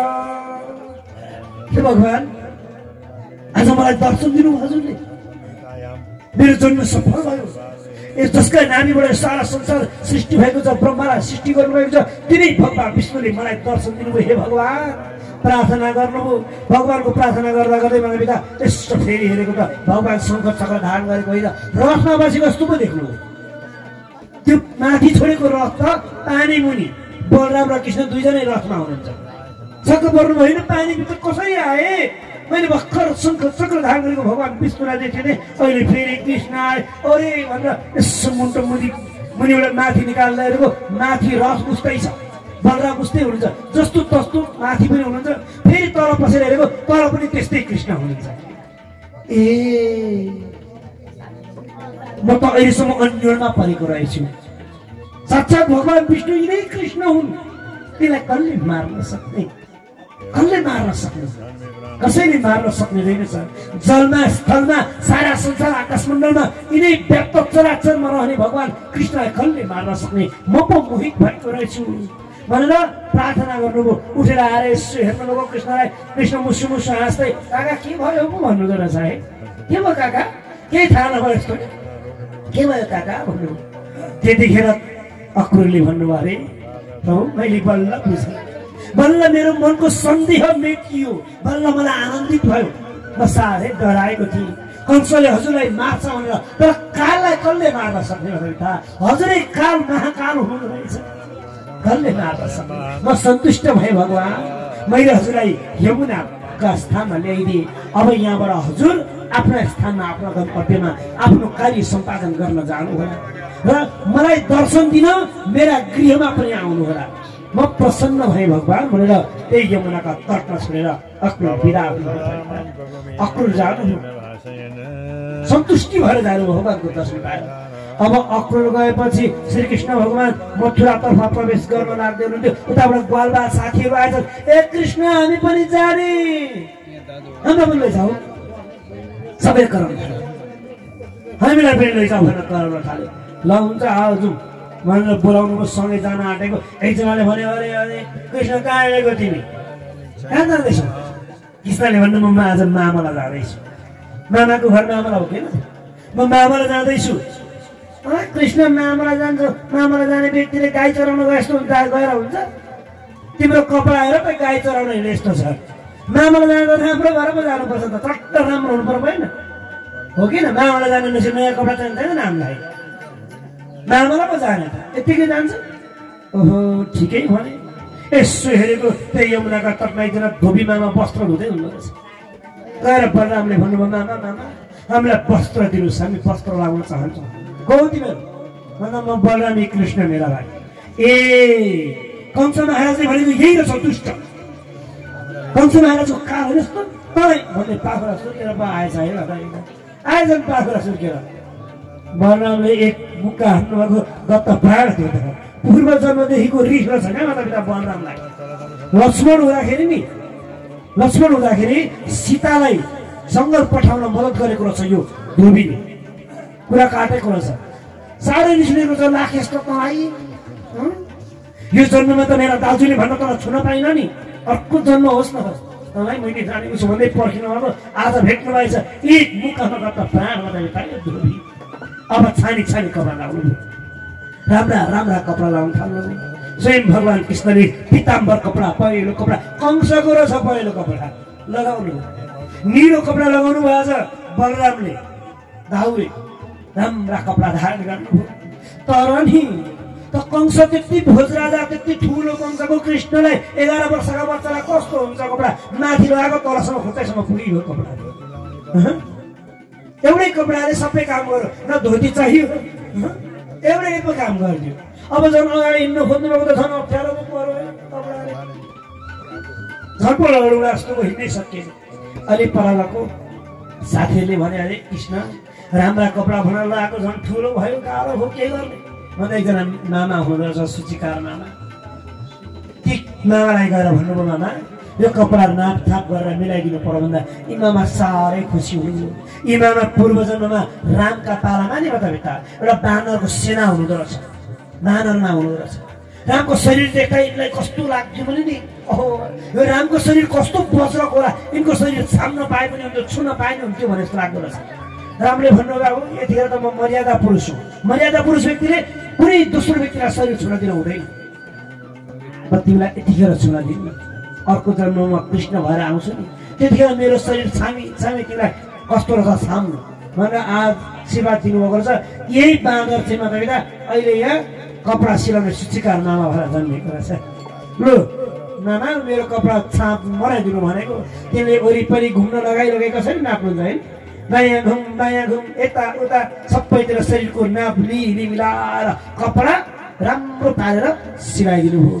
तिमीलाई आशीर्वाद दिनुभयो। अब आउँछ कलियुग मामा, कलियुगमा हजुरलाई तपाईँहरूको कलाको धेरै प्राप्ति होस्, मूल्य धेरै राम्रो प्राप्ति होस् भनेर आशीर्वाद दिनुभयो। त्यो दिनदेखि मातापिता अहिले कपडाको भन्दा सिलाइको बढी लाग्छ क्या होला, किनकि सिप हो नि त उहाँहरूको, आशीर्वाद प्राप्त छ उहाँहरूलाई। तसर्थ राम्रो कपडा भयो। अब त कपडा राम्रो भयो, राम्रो कपडा लाउनु भयो। अब मामालाई तयार भएँ म भयो। अर्को अर्काले भन्नुभयो गला खाली छ, गलामा माला अनिवार्य हुनुपर्छ, याद गर्नु होला। तपाईँले कहीँ हिँड्दाखेरि नि खाली गलामा हिँड्नु, उत्तरीय वस्त्र हुनैपर्छ, कानमा एउटा उत्तरीय वस्त्र र गलामा केही न केही हुनुपर्छ, मालाहरू केही धारण गरेको हुनुपर्छ, माला लगाउनुपर्छ। एउटा सुदामा नामका मालाकार हुनुहुन्थ्यो मामा, ती मामा कहाँ गएर माला लगाउनु भयो। अब राम्रो भयो, अब भयो राम्रो भन्दा अझै भएको छैन कृष्ण, अझ के बाँकी छ त भन्दा निधार खाली छ, खाली निधार। कुनै पनि कर्म गर्दा, पूजा पाठ कर्मकाण्ड गर्दा खाली निधारले कर्मकाण्ड पूजा पाठ कहिले नगर्नु। निधार खाली छ भने तपाईँको त्यो कार्य कहिले सिद्धि हुँदैन। खाली निधार पनि माता त्यही न मुर्दा पुत्र सहित भन्छ, मुर्दा स्नान भन्ने जान्नु। यदि नारीले सिउँदोमा सिन्दुर लगाउनु भएको छैन भने, कुनै पुरुषले, कुनै ब्राह्मणले, कुनै यज्ञ गर्ने व्यक्तिहरूले निधारमा टीका लाउनु भएको छैन भने त्यो मुर्दा स्नान हो, मुर्दा हुन्छ। अनिवार्य टीका लगाउनु पर्छ, टीका लगाइ नहिँड्नु, केही न केही टीका लगाउनु। टीका लगाउँदाखेरि जस्तो लगाए पनि हुन्छ, यस्तै टीका भनेको छैन शास्त्रले। जुन टीका, जस्तो टीका तपाईँलाई सहज लाग्छ त्यो लगाउनु, रातो लगाउनु, सारा संसारलाई बसमा पार्नका निमित्त। नारीले सिउँदोमा सिन्दुर किन लगाएको भन्दा आफ्ना पतिलाई बसमा पार्नका निमित्त। रातो टीकाले संसारलाई बसमा पार्छ, आफ्नो बसमा बनाउँछ रातो टीकाले। पहेँलो टीकाले कार्य सिद्धि गराउँछ। कुनै पनि कार्य सिद्धि गर्नुपर्छ भने नि पहेँलो टीका लगाउनु। श्राद्ध आदि कर्ममा पहेँलो टीका लगाइन्छ, कार्य सिद्धि होस् भन्नका निमित्त। सेतो टीकाले ज्ञान वृद्धि हुन्छ, ज्ञान वृद्धि होस् भन्न चाहनाले सेतो टीका लगाउनु। कालो टीका लगाउँदा कसैको नजर लाग्दैन, कसैको आँखा लाग्दैन, नजर लाग्दैन। कालो टीका लगाउनु। कस्तो टीका लगाउनुहुन्छ? त्यति मात्रै नभएर हातमा औँला छन्, कुन औँलाले लगाउनुहुन्छ? जुन औँलाले लगाए पनि हुन्छ। बुढी औँलाले लगाउनुहोस्, आयु वृद्धि गराउँछ।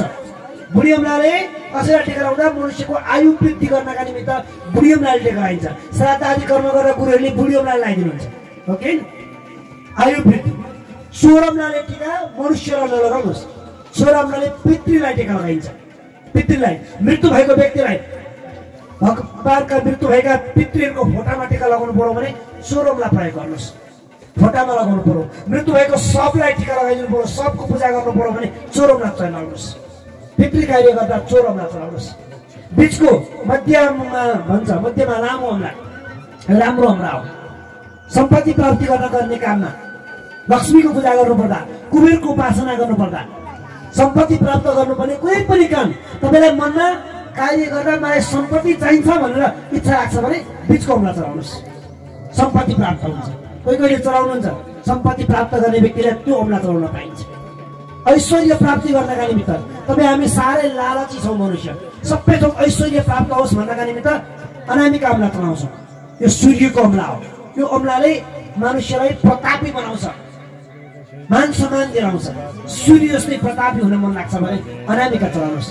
अनि ज्ञान वृद्धि गर्नुपर्छ भने, ज्ञानका निमित्त सरस्वतीको शिवजीको पूजा गर्नुपर्छ भने कान्छी अमला चलाउनुहोस्, जुन चलाए पनि हुन्छ नि। जोर अमला बाहेक, जोर अमला चाहिँ पितृ कार्य हो। त्यसरी टिका लगाउनुहोस्। टिका लगाउने नियम जन्मदा कस्तो लगाउने, ठाडो लगाउने, तेर्सो लगाउने आफ्ना छ। बिन्दी लगाउन पाउनुहुन्छ, देवीका उपासकहरूले, शूद्र जातिहरूले बिन्दी मात्रै टिका लगाउनुहोस्। ऊर्ध्वपुण्ड लगाउनुहोस्, ऊर्ध्वपुण्ड लगाउनु, चन्दन आदिको लगाउनुहोस्। त्रिपुण्ड तेस्रो टिका लगाउनु पर्यो भने खरानीको लगाउनुहोस्। सेतो टिका लगाउँदाखेरि तेस्रो लगाउनुहोस्। आफ्ना नियम छन् शास्त्रमा। टिका अनिवार्य हुनु चाहिँ पर्छ, टिका नलाई चाहिँ कर्म गर्न पाइन्न। हे कृष्ण निधारे खाली छ, के जान्छ टिका लगाऊ, केही न केही त टिका लाउनु पर्छ भनेको। उताबाट उठ्दैन, शरीर बाङ्गो भएको कुब्जा आउँथ्यो भित्र, शरीर हातमा टिकाको थाली बोकेर, अरे सुन्दरी यो टिका कहाँ लिएर हिँडेको भनेको। यी सुन्दरी त छिनन् न त भित्र, शरीर बाङ्गो जो तीन ठाउँमा टेढो भएको शरीर। तर कृष्णले यिनको मन हेरेर सुन्दरी देख्नु भएछ, मन हेर्नु, बाहिर शरीर होइन। भगवानले हेर्ने भनेको नि माता पिता, तपाईँको बनावट शरीर हेर्नु न, कतिको राम्रो हेर्नु न माता पिता, कहिल्यै हेर्नु न। तपाईँ हामी सुन्दरतालाई होइन, मनको सुन्दरता हेर्नुहुन्छ। भित्री मनलाई सुन्दर बनाइदिनुहोस् न। ईश्वरलाई चाहिने भित्री मनको सुन्दरता हो, बाहिरी शरीरको सुन्दरता होइन। आज यसलाई सुन्दरी भनेर सम्बोधन गर्दा यी फरक फर्केर हेरेको त सर्वाङ्ग सुन्दर, यो त्रैलोकीका सबैभन्दा सुन्दर व्यक्तिले मलाई सुन्दरी भनेछन्, मोहित हुनुभयो। त्रिभुवनका सुन्दर व्यक्ति कृष्णले आज मलाई सुन्दरी भने मोहित हुनुभयो। अनि सोध्नुभयो तिमी को हो, कहाँ हिँडेको भन्दा हामी कंसमामाले बोलाउनु भएको पाहुना हो, टिका लगाउन चाहन्छौँ भन्दा यिनले भगवानलाई आज रातो टिका निधारमा लगाइदिनु। किनकि ऐश्वर्य प्राप्ति गर्नु छ, बसमा पार्नु छ सारा संसारलाई, बेसमा पार्नका निमित्त, ऐश्वर्य प्राप्ति गर्नका निमित्त टिका लगाइदिनु। टिका लगाइदिएपछि यिनलाई टिका लगाएपछि दक्षिणा के दिनु, दक्षिणा त दिनु पर्यो, केही छैन दक्षिणा। यिनका हात समात्नुभयो, यसो धड्काल्नु भएको, यिनको तीन ठाउँमा बाङ्गो भएको शरीर त टेढो, पुरै सिधा पो भयो। यिनको शरीरमा भएको प्रत्येक रोग तक्षण निवृत्ति भयो, हटेर गयो। भगवानको स्पर्शले मात्र पिता यिनी जस्तो मनमा सुन्दर थिइन्, बाहिर स्वरूप त्यस्तै सुन्दर देखियो। मन जस्तै सुन्दर स्वरूप यिनको निर्माण भयो। अब त यिनले भनिन्, हे प्रभु हजुरले मलाई स्पर्श गर्नुभयो, यति सुन्दरता दिलाउनु भयो, अब म हजुरलाई छोड्दिनँ, हजुरसँगै जान्छु, हजुरसँगै बस्छु, मेरो इच्छा पूर्ण गरिदिनुहोस् भनेर पछि पो पर्न थाल्ने। भगवानले भन्नुभयो, अरे हे शरीरले अहिले होइन, मेरो कार्य सम्पादन गरेपछि तिम्रो इच्छा पूर्ण गर्न, तिमीलाई दर्शन गर्न तिम्रै घरमा आउँला, अहिले होइन भन्नु, तिमीलाई त्यहाँबाट बिदा गरेर पठाउनु। अब राम्रो भए साथीलाई सोध्नु, अब तयार भए, टिका पनि लगाएँ, माला पनि लगाएँ, कपडा पनि राम्रो लगाएँ, राम्रो भयो, अब के गर्ने अन्त अब जाने हामी शिवजीको मन्दिर दर्शन गर्न भन्नुभयो। साक्षात शिव भगवानको मन्दिरमा दर्शन गर्न जानुभयो। शिवको मन्दिरको छेउमा कंसको आयु समानको धनुष राखिएको थियो, धनुष राखिएको थियो माता पिता। त्यो धनुष देख्ने बित्तिकै कृष्णले भन्नुभयो, दाजु हेर्नु कति राम्रो धनुष। भित्र प्रवेश गर्न खोज्नु भएको, दुईटा द्वारपालले रोक्दा रहेछ, दिएनन् प्रवेश गर्नु। बलरामले ती दुईटालाई भन्नुभयो, मेरो भाइले इच्छा गरेको कुरो छुन दिँदैन, मेरो भाइको इच्छा पूर्ण गर्नका निमित्त पूर्व जन्ममा म भाइ थिएँ, लक्ष्मण थिएँ, यो जन्ममा म दाजु भएर जन्मेको छु।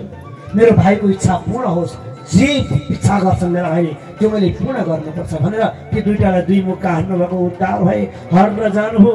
केटाकेटीले सानो बाँसको खेलौना उठाए जस्तै गरेर आज कृष्णले त्यो धनुष उठाउनु मात्रै के भएको थियो धनुषो भज्यमानस्य सप्तखं रोदसी दिशा पुरयामासस यसुत्वा कंसस्त्रा समुपागतम् यसो हातले उठाउन मात्रै खोज्नु भएको सजीव कृत्य गर्न खोज्नु भएको त्यो त गडगडाहट आवाजको साथमा धनुष त दुई टुक्रा हुन पुग्यो मातापिता ठुलो आवाज आयो त्यो आवाजको कारणले गर्दा कंस बसिरहेको आफ्नो आसनमा डगमगाउन पुग्यो लड्न पुगेछ कंस अरे के को आवाज हो यो के को आवाज आट्यो ट्राई ट्राई हुन थाले सबैजना सुनाइदिए कसैले अरे महाराज कंस हजुरको आयु स्वरूप धनुष त भाँचियो आज सानो बच्चाले तपाईको आयु स्वरूपको धनुष त भाँचियो कंस त आत्य मातापिता यसको प्रथम प्राण यतिखेरै उड्यो पहिलो प्राण भन्छ नि पहिलो प्राण यतिखेरै उड्यो किनकि त्यही धनुषमा यसको प्राण रहेको थियो पहिलो प्राण त्यतिकै उड्न लाग्यो मातापिता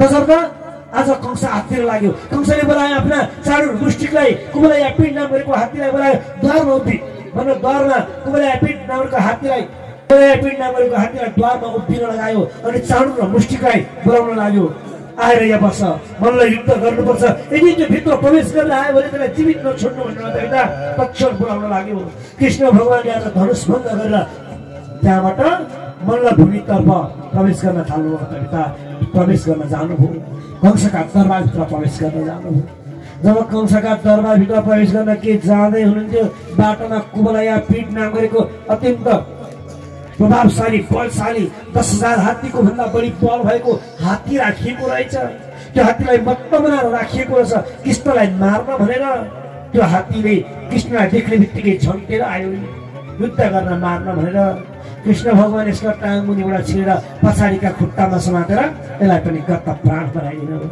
के थियो मातापिता कृष्णलाई संसारलाई उद्धार गराइदिनु यो मन्दगति नाम गरेको एउटा राक्षस थियो त्यसलाई भगवानले श्राप दिनुभएको थियो हात्तीलाई तजा हात्ती भएर जन्मियो भनेर दुर्वासा ऋषिले श्राप दिनुभयो मन्दगति नाम गरेको व्यक्तिलाई ढिलो हिँड्थ्यो बाटो छेकेर हिँड्दै रहेछ दुर्वासा ऋषिको आई बाटो छोड्न भनेको मानेन ए हात्तीको जस्तो बाटै नछोड्न नसक्ने पछाडि आएको मान्छेलाई बाटो दिनु पर्दैन बाटो छोड्दैनस् त हात्ती जस्तो रहेछ हात्ती भएर जन्मियो भनेर भन्दा यही हात्ती भएर जन्मेको रहेछ कुबलया पीड आज भगवानले यसलाई उद्धार गर्नुभयो भित्र प्रवेश गर्न आफ्नो फेरि साथीहरूले रोके ए कृष्ण पख है तिमी कहाँ जाँदैछ भन्दा नाना काम आफूभन्दा ठुला मान्छे कहाँ जाँदाखेरि नि मातापिता कुनै पनि व्यक्तिले खाली हात कहिले नजानु कहिले पनि नजानु ठुला राजा देवता अरू पनि बडा मानिस कहाँ नजानु खाली हात भनिएको छ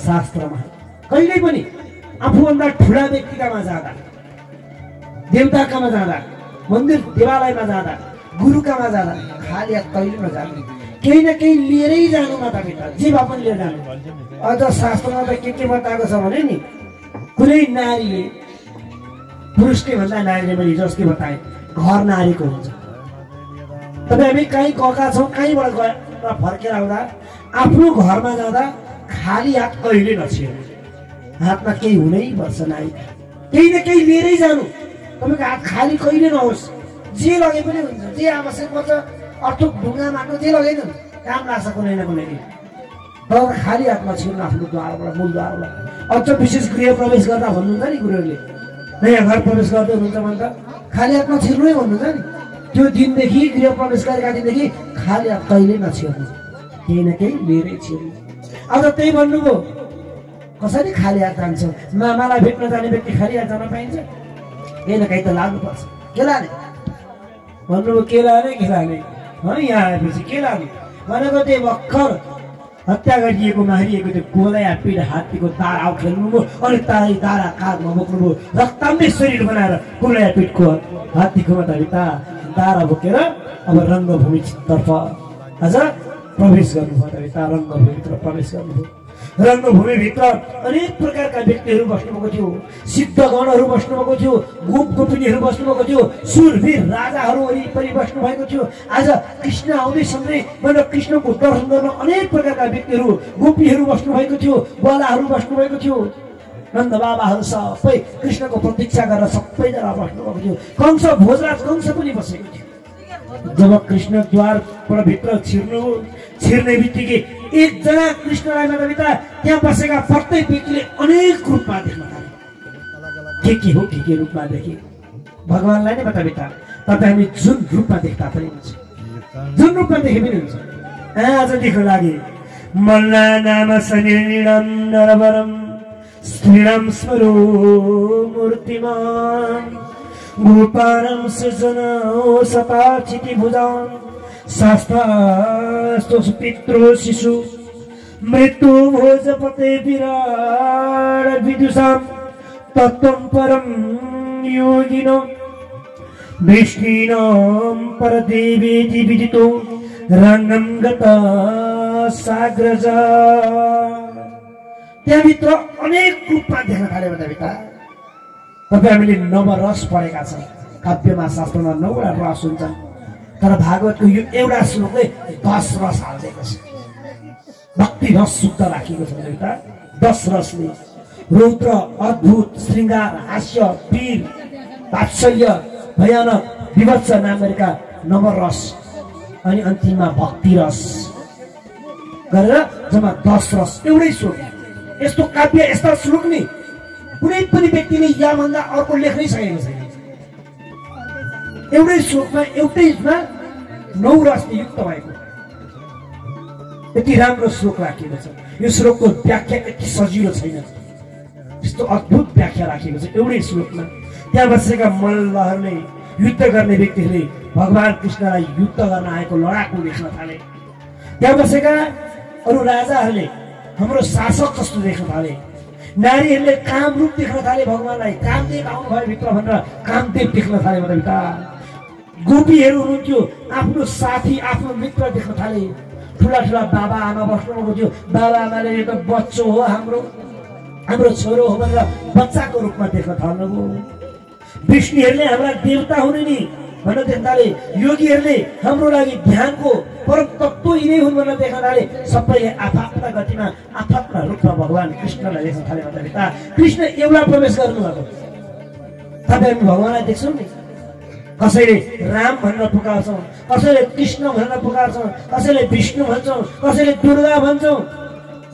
तपाईँ हाम्रो पनि आफ्नो रूप छ होइन, आफ्नो तरिकाले भगवानलाई पुकार्छौँ नि, तर भगवान एक हुनुहुन्छ मातापिता, अनेक हुनुहुन्न। आज यहाँ बस्नेले पनि त्यस्तै देखे, भगवानलाई अनेक रूपमा देखे, तर कृष्ण त एकै प्रवेश गर्नुभएको थियो। अनेक कहाँ हुनुहुन्छ, एक प्रवेश गर्नु। भित्र प्रवेश गर्ने बित्तिकै चाँडो र मुष्टिकले यी त हामीसँग युद्ध गर्न आएका भनेर युद्ध गर्न पाखुरा सुर्केर आएछ। अरे आऊ कृष्ण आऊ बलराम हामीसँग युद्ध गर पो भन्दा रहेछन् है। कृष्ण र बलरामले भन्नुभयो के युद्ध गर्नु हामीले, हामी त साना बालक हौँ, केटाकेटी हौँ, केटाकेटी कहाँ युद्ध गर्न आएको र हामी त मामला आएको मान्छे पो त कहाँ युद्ध गर्छौँ, हामी युद्ध गर्दैनौँ। के भन्नुभएको थियो चाँडोले सम्बोधन गरेर भनौँ, न बालो न किशोरत्वम बरस बलिना बर लिदैवो हतो एन सहस्र दीप सप्तभे। तिमीहरू बालक पनि होइनौ, युवा पनि होइनौ। हामीले देखिसक्यौँ 10,000 हात्तीको बल भएको कुमलया पीठ नाम गरेको हात्तीलाई एउटै हातले घुमाएर लडाउन सक्ने कोही बालक हुन्छ? हामीले देखिसक्यौँ, आऊ युद्ध गर्न भन्नु। बलरामले भन्नुभयो कृष्ण कुनै पनि व्यक्तिले आफू जाइ नलाग्नु, आइलाग्नेलाई नछोड्नु शास्त्रको नियम हो नि। त यिनीहरू युद्ध गर भन्दै आउँछन् भने पछि हट्न हुन्छ, गरौँ युद्ध भन्नु। युद्ध गर्न अगाडि सर्नु मातापिता। आज बलराम र कृष्ण चाँडो र मुष्टिकसँग, स्वयं आफू कृष्ण चाँडोसँग अनि बलराम मुष्टिक रोहिणी सुता रोहिणीका छोरा जो बलराम हुन्छ मुष्टिकसँग युद्ध गर्न थाल्नुभयो। हातमा हात राखेर बाहुमा बाहु राखेर यिनीहरू त लडापड गर्न थाल्नुभयो, भूमिमा लड्न थाल्नुभयो। उताबाट कंस जङ्गिन थाल्यो, अरे मार्नु भन्छ, जङ्गिन थाल्यो, कराउन थाल्यो मातापिता। कृष्ण उत्सुक भएको छ, कति र के गर्न पाएँ, त्यसलाई मार्न पाएँ, मैले सारा संसारको काललाई विजय गर्छु भन्ने घमण्ड छ। युद्ध गर्न थाल्नुभयो। अब त्यहाँ बसेका अरू जति पनि हुनुहुन्छ ती आत्तिन थाल्नुभयो, अरे के गरेको, यो त अन्याय हो, त्यति साना बच्चासँग कहाँ युद्ध गरेको, कहाँ चलेको, कहाँ जुधेको। सबैको मनमा मोहको भावना वृद्धि भयो। कृष्ण र बलराम आज युद्ध गर्दा गर्दा कृष्णले चारुलाई गत प्राण बनाइदिनु भयो, मुष्टिकलाई बलरामले गत प्राण बनाइदिनु भयो। यिनीहरूको प्राण अन्त भयो। दोस्रो नमरेका दुईटा राक्षस आए, तिनलाई पनि गत प्राण बनाउनु भयो। कुट नमरेको अर्को राक्षस आयो। बलरामले भन्नुभयो भाइ म कुटसँग युद्ध गर्दै गर्छु, तिमी जाऊ माथालाई भेट्न। मामा भेट्न जानु माथि सभामा। मामा हातमा हतियार बोकेर मार्न तत्पर पर्नु। मामा आफै बोलाउने अनि आफै यस्तो सम्मान गर्ने। मान्दैन सम्मान हतियारले गर्न मिल्छ? हतियारले सम्मान गर्नुहुन्छ? मामाले मार्न तत्पर पर्नुभयो।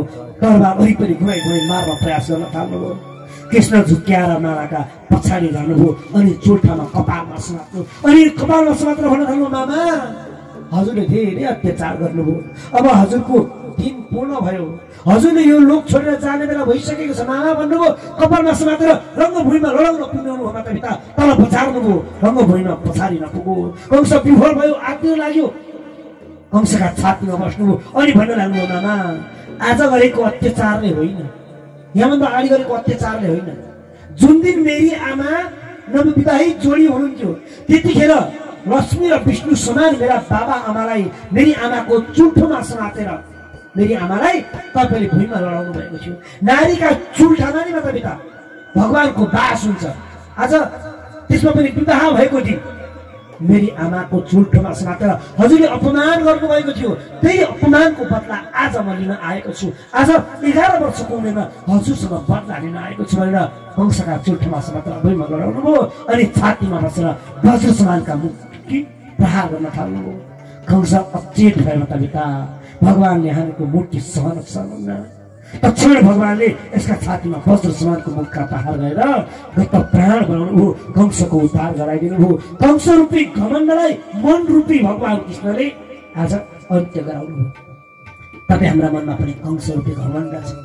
प्रत्येकमा घमण्ड छ। म भन्ने घमण्ड, म मर्दिनँ म गर्छु भन्ने घमण्ड छ। म भन्ने घमण्ड त्यसलाई मार्ने अर्को चिज होइन माता पिता। यही भित्रको मन रूपी कृष्णलाई, पावन कृष्णलाई उत्पन्न गर्नुपर्छ। मनले नै हो घमण्ड मार्न सक्छ, आफैले बुझ्नुपर्छ। आज कृष्णले कंस रूपी घमण्डको उद्धार गरिदिनु भयो।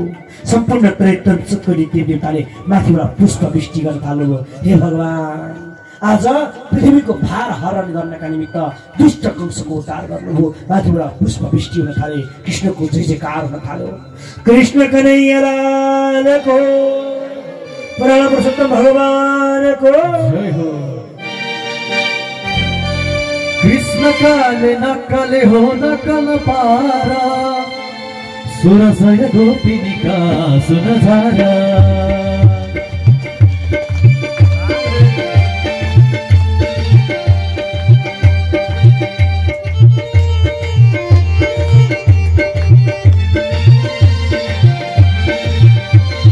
कृष्ण काले नक्कले हो नक्कल पारा, नक्कल पारा, सुरसय गोपिनिका सुनझारा।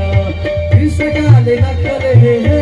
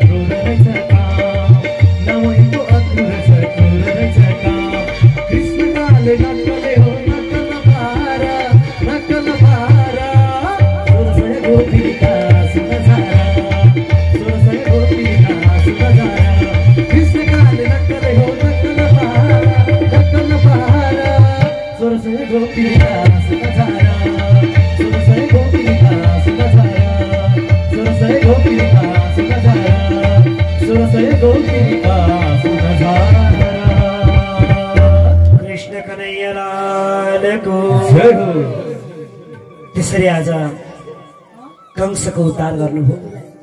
बन्दीजनहरू सबैलाई छुटकारा दिलाउनु भयो।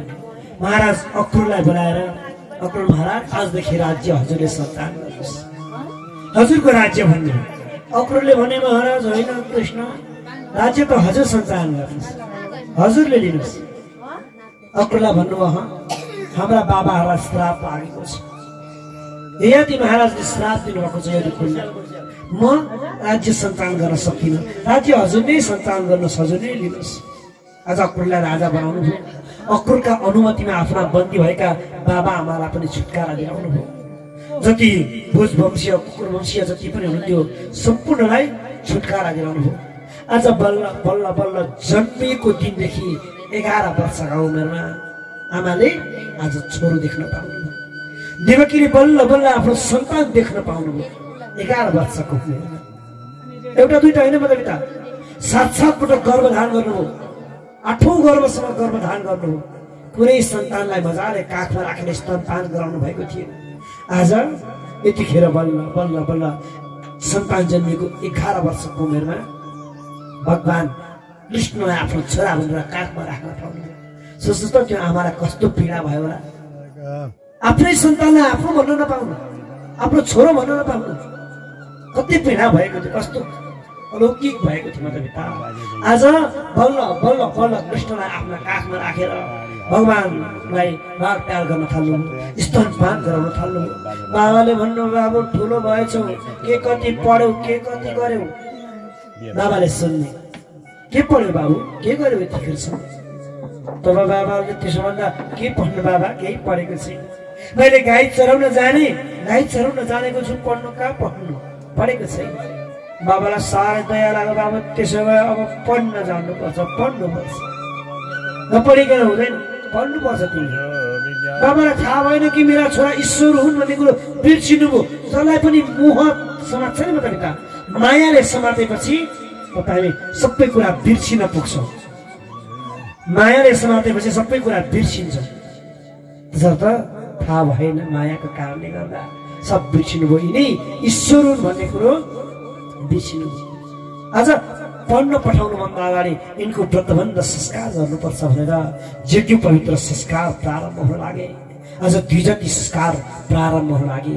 जनेऊ धारण गराइदिनु भयो अनि जनेऊ धारण गराएर माता-पिता गुरुकुलमा पढ्न भनेर श्रीकृष्णलाई पढ्न पठाउनु भयो।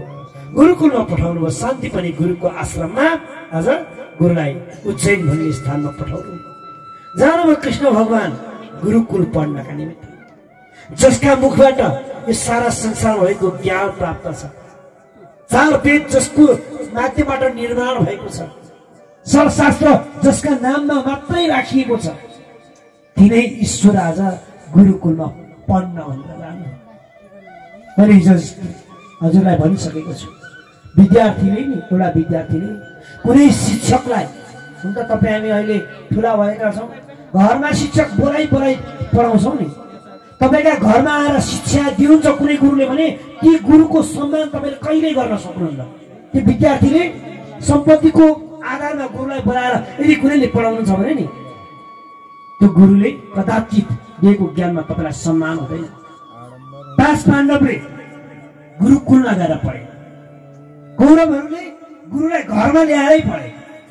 तर गुरुसँग पढेको काम कौरवले पनि त्यही पढे, पाण्डवले पनि त्यही पढे।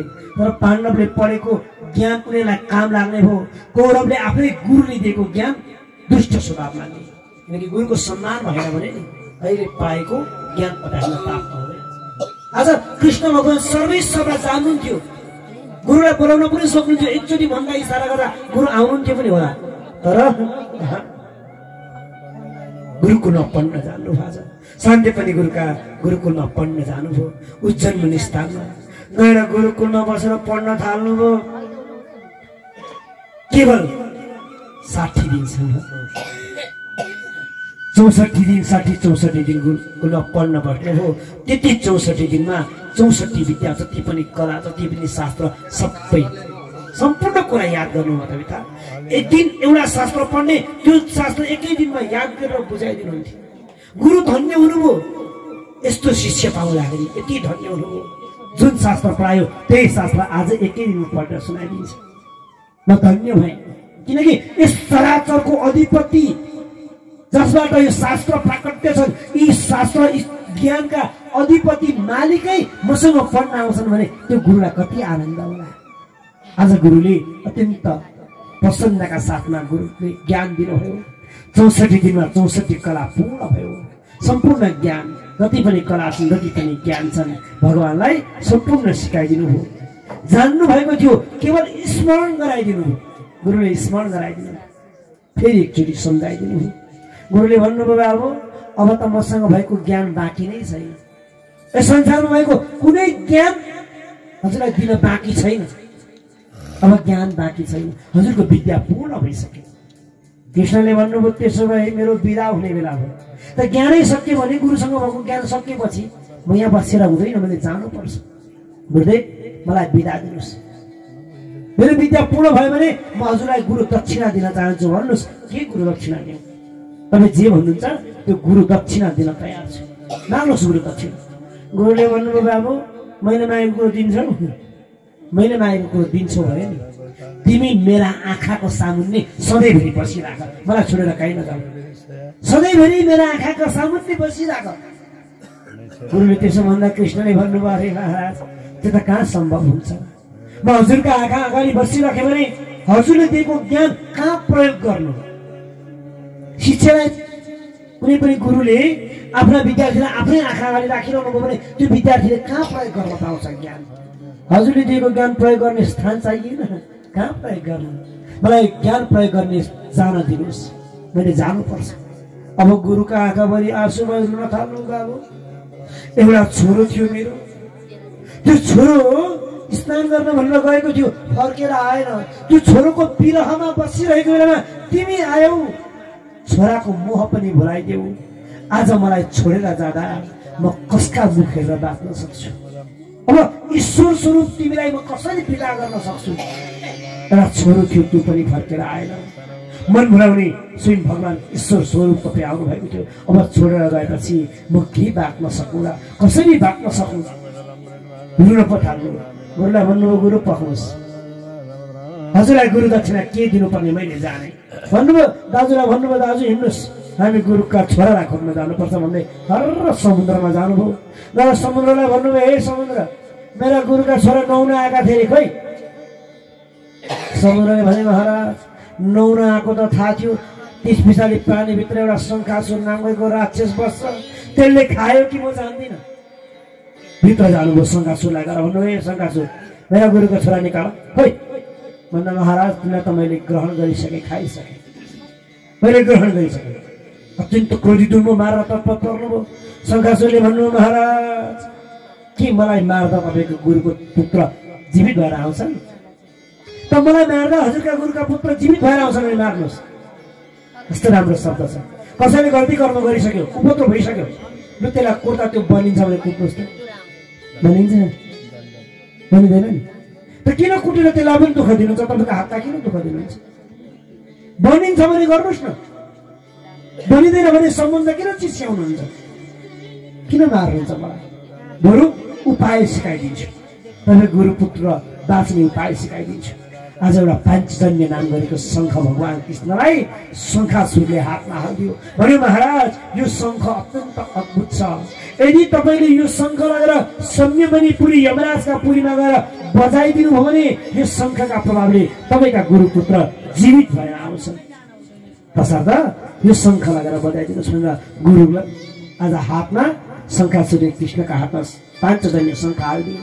श्रीकृष्ण भगवान त्यही शङ्ख लिएर हर जानुभयो यमराजका संयमनी नाम गरेको पुरीमा गएर जोरदार शङ्ख बजाइदिनु भयो। त्यो शङ्खको आवाज सुनेपछि यमराज आफ्नो आसनमा हर कुदेर अरे कसले बजाएको शङ्ख? हे भगवान हे कृष्ण यो शङ्ख नबजाइदिनुहोस्, यहाँ आएर यो शङ्ख यहाँ बजाउँदा यहाँ भएका सम्पूर्ण पापीहरू मोक्ष हुन सक्छन्, सबै पापी मोक्ष हुन्छन्। तसर्थ शङ्ख नबजाइदिनुहोस्। किन आउनु भएको हजुर भन्नुहोस् भन्दा मेरा गुरुपुत्र फिर्ता गर, गुरुपुत्र देऊ। त्यतिखेर प्रार्थना गर्नु भगवान के भनेको? यमराजका पुरीमा आएको मृत्यु भइसकेको व्यक्तिलाई जीवित बनाउनु भन्दा सृष्टिको नियम परिवर्तन भएन र? सृष्टिको नियम परिवर्तन गरिदिनु भगवान। कृष्णले भन्नुभयो यो सृष्टि मैले रचेको हो, मेरो हातमा चल्छ यो सृष्टि। मैले गुरुपुत्र मागेको छु, अरूलाई जीवित पार्नु भनेको छुइनँ। मेरो गुरुपुत्रलाई सृष्टिको विपरीत भए पनि मैले गुरुलाई दक्षिणा दिनै पर्छ। यदि विद्या हासिल गरेको छ भने गुरुलाई दक्षिणा नदिन्जेल त्यो विद्या कहिले प्राप्ति हुँदैन। सृष्टिको विपरीत हुनु परे परोस्, तर म गुरु दक्षिणा दिएरै चाहन्छु। बुझ्नु होला है कथा। गुरु दक्षिणा सृष्टिको विपरीत भए पनि विद्या हासिल गरिसकेपछि, ज्ञान हासिल गरिसकेपछि गुरु दक्षिणा दिएरै छाड्नुपर्छ। जस्तो विद्या लिएको छ त्यही अनुसारको दक्षिणा दिनुपर्छ। तसर्थ सृष्टि विपरीत भए होस् म गुरुलाई दक्षिणा दिन्छु भनेर मृत्यु भएका छोरालाई जीवित बनाएर ल्याएर गुरुको अगाडि राख्नु। गुरु छक्क पर्नु अरे बाबु कृष्ण, यो त विद्या त मैले तिमीलाई सिकाएकै थिइनँ, यो विद्या त मलाई पनि थाहा छैन। मृत्यु भएको व्यक्तिलाई जीवित पार्ने विद्या मसँग पनि छैन। त्यस्तो विद्या सिक्ने, त्यस्तो जान्ने तिमीलाई विद्या दिन पाए म धन्य भएँ। अझ गुरुलाई दक्षिणा दिनुभयो। गुरु दक्षिणा दिएर फर्केर आउनुभयो। आएर उद्धवलाई भन्नुभयो, हे उद्धव, म ब्रज छोडेर आएको धेरै भयो। गोपिनीहरू के गर्दैछन् जाऊ गएर गोपिनीलाई सम्हालेर आऊ भनेर गोपिनी बाटोमा पठाउनु भयो। महाराज अक्रूरका घरमा जानुभयो। अक्रूरको इच्छा पूर्ण गरिदिनु भयो। आज कुब्जाका घरमा जानुभयो। कुब्जालाई पनि इच्छा पूर्ण गरिदिनु भयो। अक्रूर महाराजलाई भन्नुभयो, हे अक्रूर महाराज, मेरी फुपू हुनुहुन्छ कुन्ती। कुन्ती फुपूका घरमा 5 वटा सन्तान छन्। तिनलाई धेरै कष्ट परेको छ अरे। मैले सुनेको थिएँ, हजुर जानुहोस् त बुझेर आउनुहोस् भनेर अक्रूरलाई हस्तिनापुर पठाउनु। अब अक्रूरलाई हस्तिनापुर पठाउनु भयो। अक्रूर हस्तिनापुर गए, उद्धव ब्रजमा गए। श्रीकृष्ण भगवान मथुरामा बसिरहनु भएको थियो। मथुरामा त उताबाट कंस महाराजले आफ्ना सेना सुक्त, कंस महाराजको मृत्यु भएपछि कंसराजका ससुरा हुनुहुन्छ जरासन्ध। जरासन्धका जति सेना छन् अनि कंसका जति सेना छन् सबै जरासन्धसँग मिसिएछन्। अनि त्यहाँबाट जरासन्ध त आक्रमण गर्न भन्दा फेरि मथुरामा पो आएछ। भगवानलाई आक्रमण गर्न भनेर मथुरामा आएछ। कविता कृष्ण भगवान मथुरामा आक्रमण गरेको देखेर भाग्नु पर्ने भयो। आज युद्ध गर्न नसकेर भाग्नु पर्ने स्थिति आइपर्यो। अस्ति र प्राप्ति नाम गरेका जरासन्धका छोरीहरू छन् 2टी।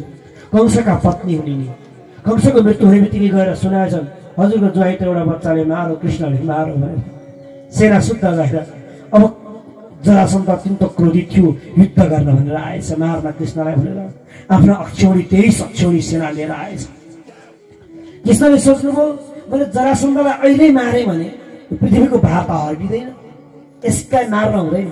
यससँग भाग यस्तो गर्नुपर्छ भन्नुभयो, भाग यस्तो गर्नुभयो, छले यस्तो गर्नुभयो। यसले ल्याएका सेना मार्नुभयो बरु सबै। तर कंसका ससुरालाई कहिले केही गर्नु भएन, छोडिदिनु भयो खुरु खुरु। एकचोटि होइन, 2 चोटि होइन, 3 चोटि होइन, 17 पटक जरासन्धले भगवान कृष्णलाई आक्रमण गर्यो। भगवान कृष्ण छक्किरहनु भयो, भागिरहनु भयो। तपाईँ हामीलाई पनि न त यो जरा नाम गरेको सन्धले आक्रमण गर्छ। 17 पटक आक्रमण गर्छ अरे। सुन्नु होला, 17-18 पटक आक्रमण गर्छ। 18 पटकसम्म तपाईँ हामी जोगिन र बाँच्न सक्छौँ। 18 पटक पछाडि फेरि आक्रमण गर्यो भने बाँच्न सक्ने क्षमता कसैको हुँदैन। के भनेको भन्नुहुन्छ होला, जरा भन्नु भनेको नि बुढेसकाल कालका मित्रहरू, साथीहरू। तपाईँहरूलाई 17 पटक आक्रमण गर्छ। पहिलो आक्रमण गर्छ, कपाल फुलाइदिन्छ। हो कि पहिलो कपाल फुलाउँदा के भएको छ र भन्छौँ हामी, कालो लगाइहाल्छौँ, के छ र कपाल फुलाउने। दोस्रो आक्रमण गर्छ, आँखामा चस्मा लगाउनै हुने, दाँत पनि किनेर पाइन्छ। छालामा गर्छ, छाला चाउरी परेको पनि मिलाउन सकिन्छ। इन्द्रियमा गर्छ, 10 इन्द्रियमा गर्छ। खुरु खुरु आक्रमण गर्छ। जति गरे पनि हामी बाँचिरहन्छौँ, भागिरहन्छौँ, झुकाइरहन्छौँ। अन्तिम जब आक्रमण गर्छ नि तब कसैको केही लाग्दैन त। अन्तिममा आक्रमण जराले लुकेर गर्छ, पछि सुन्न पाउनुहुन्छ। अन्तिम आक्रमण लुकेर गर्छ, देखेर गर्दैन। देखेर गऱ्यो भने त हामी बाँचिहाल्दो रहेछौँ कि। अन्तिममा लुकेर गरेको छ। त्यसरी आक्रमण गर्न थाल्यो। भगवान खुरु खुरु भाग्न थाल्नुभयो। 17 चोटि भाग्नुभयो। 18 चोटि फेरि आक्रमण गर्यो। एउटा ठुलो पहाडमा गएर भगवान कृष्ण बस्नुभयो बाँच्नका निमित्त भनेर। यसले त वरिपरिबाट मातापिता आगो लगाएर मार्छु भन्न तत्पर परेछ। कालैवन नामको राक्षस पठायो। मुचकुन्दका माध्यमबाट भगवानले उद्धार गराइदिनु यसलाई। केही गर्दा पनि सकेन। पहाडका माथि बसेर बाँच्न भनेर बस्नुभएको, वरिपरिबाट आगो लगाएर मार्छु भन्न तत्पर परेछ। अब के गर्ने, बाँच्नु परेन। भगवान त्यही पहाडबाट सम्म पानीमा हाम फाल्नु मात्रै त समुद्रमा। अब डर लाग्यो धेरै, पानी मुनि लुक्नु पर्नु पाएन। जरासन्धका डरले भगवान पानी मुनि गएर बस्नुभयो। बाहिर निक्ल्यो भने जरासन्धले खेलाइहाल्छ। पानी मुनि नै द्वारका निर्माण गर्नुभयो, विश्वकर्मालाई बोलाउनु भयो र अत्यन्त राम्रो भवन बनाउनु भयो, अत्यन्त राम्रो दिव्य भवन बनाउनु भयो। सुनको द्वारका निर्माण गर्नुभयो। द्वारका निर्माण गरिसकेपछि तार भने विश्वकर्माले, हे भगवान, हजुरले भने अनुसारको घर बनाइदिएको छु, हेर्नुहोस् भनेर घर हेर्न भनेर जानुभएको। बलरामलाई भन्नुभयो, दाजु जाउँ न त घर हेर्न भन्दा बलराम दाजुले भन्नुभयो, म त जान्न, मेरो त काम छ, म आनन्द नाम गरेको देशमा जानुपर्नेछ भन्नुभयो। किन भनेर बुझेको त बलराम त रेवतीसँग विवाह गर्न पो जानु भएको रहेछ। बलरामको विवाह गर्ने बेला भएको रहेछ, रेवतीसँग विवाह गर्न जानुभएको रहेछ। दाजु विवाह गर्न दाजु उता जानुभयो, कृष्ण आफ्नो घर हेर्न जानुभयो। दाजुले उता धुमधाम विवाह गरेर लिएर आउनुभयो। भाउजू कृष्ण घर हेर्न जानुभएको, दायाँ बायाँ वरिपरि घुमी घुमी घर हेर्न थाल्नुभयो। विश्वकर्माले आफूले जानेको सबै शिल्प प्रयोग गरेर द्वारकापुरी निर्माण गरेको जति राम्रो घर बनाएको कृष्णलाई कतै चित्तै बुझेन। जता घुमेर हेर्नुहुन्छ के छ, के पुगेन घरमा त के पुगेन भन्नुहुन्छ। कदाचित घरमा चित्तै बुझेन। जता दायाँ बायाँ घुमी घुमी हेर्नुहुन्छ, घरमा आनन्दितै भएन, मन आनन्द नै भएन घरमा।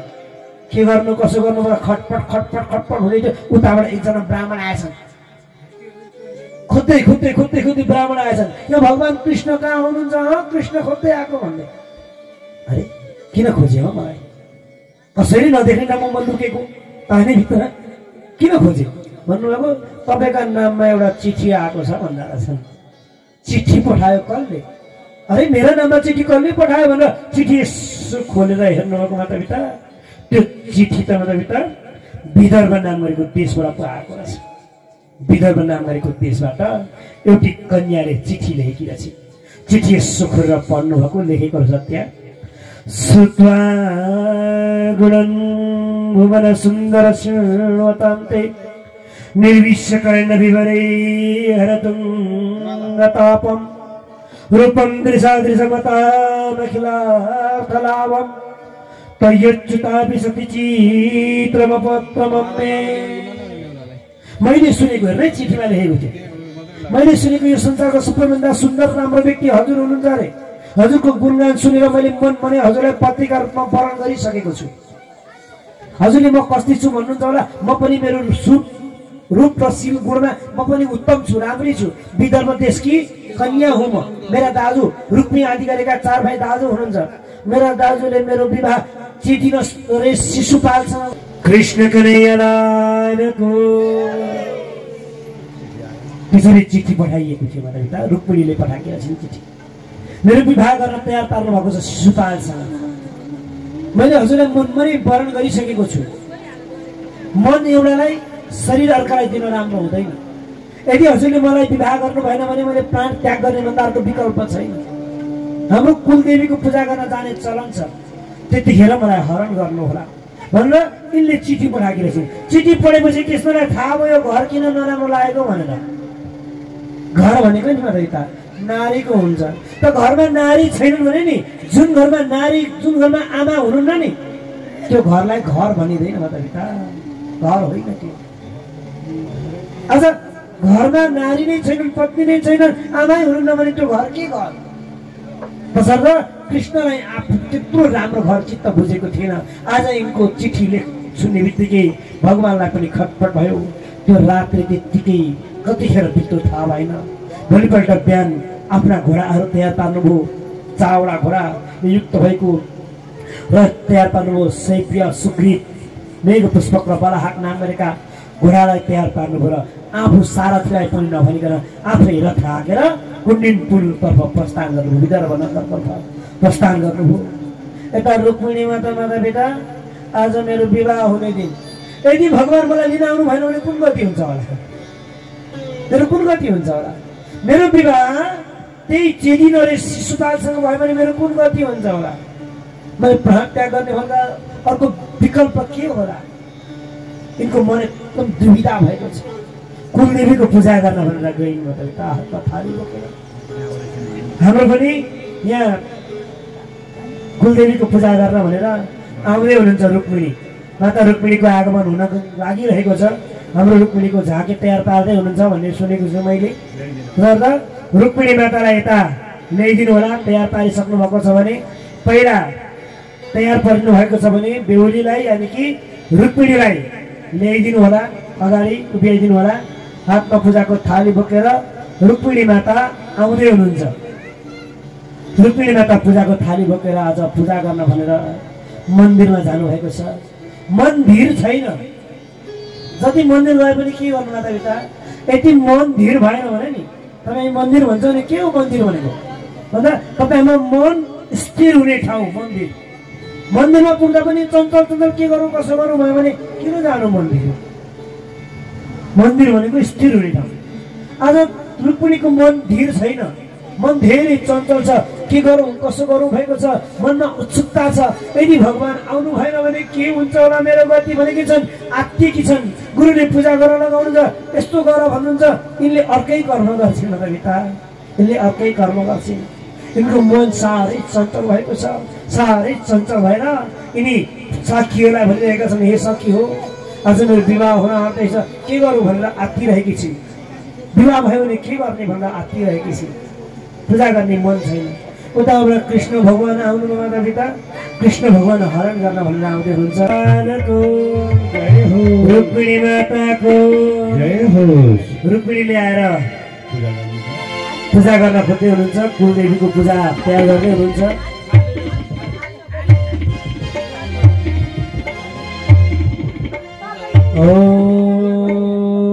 फुल चढा भनेर गुरुले फुल चढाउन लाउँदै हुनुहुन्छ।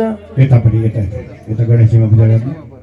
हरिः ओम विघ्नेश्वराय वरदाय सुरप्रियाय लम्बोदराय सकलाय जगदिताय नागाननाय श्रीयज्ञविभूषिताय गौरीसुताय गणनाथ नमो नमस्ते। यतापट्टि आराध्य देवीलाई नमस्कार गर्नुला। यहाँ देवीपट्टि पूजा हुँदैछ। यताबाट आउनु अगाडि मन चञ्चल छ। यताउता दायाँ बायाँ हेरेको हेरै गर्नुहुन्छ। कृष्ण आएनन् भने कुन गति हुन्छ होला मेरो? आत्तिरहनु भएको छ।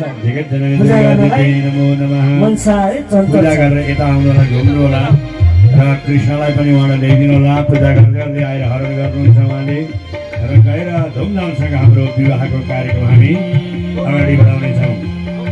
आओ मेरी सखियों मुझे मेहंदी लगा दो, मेहंदी लगा दो, मुझे सुंदर सजा दो, मुझे श्याम सुंदर की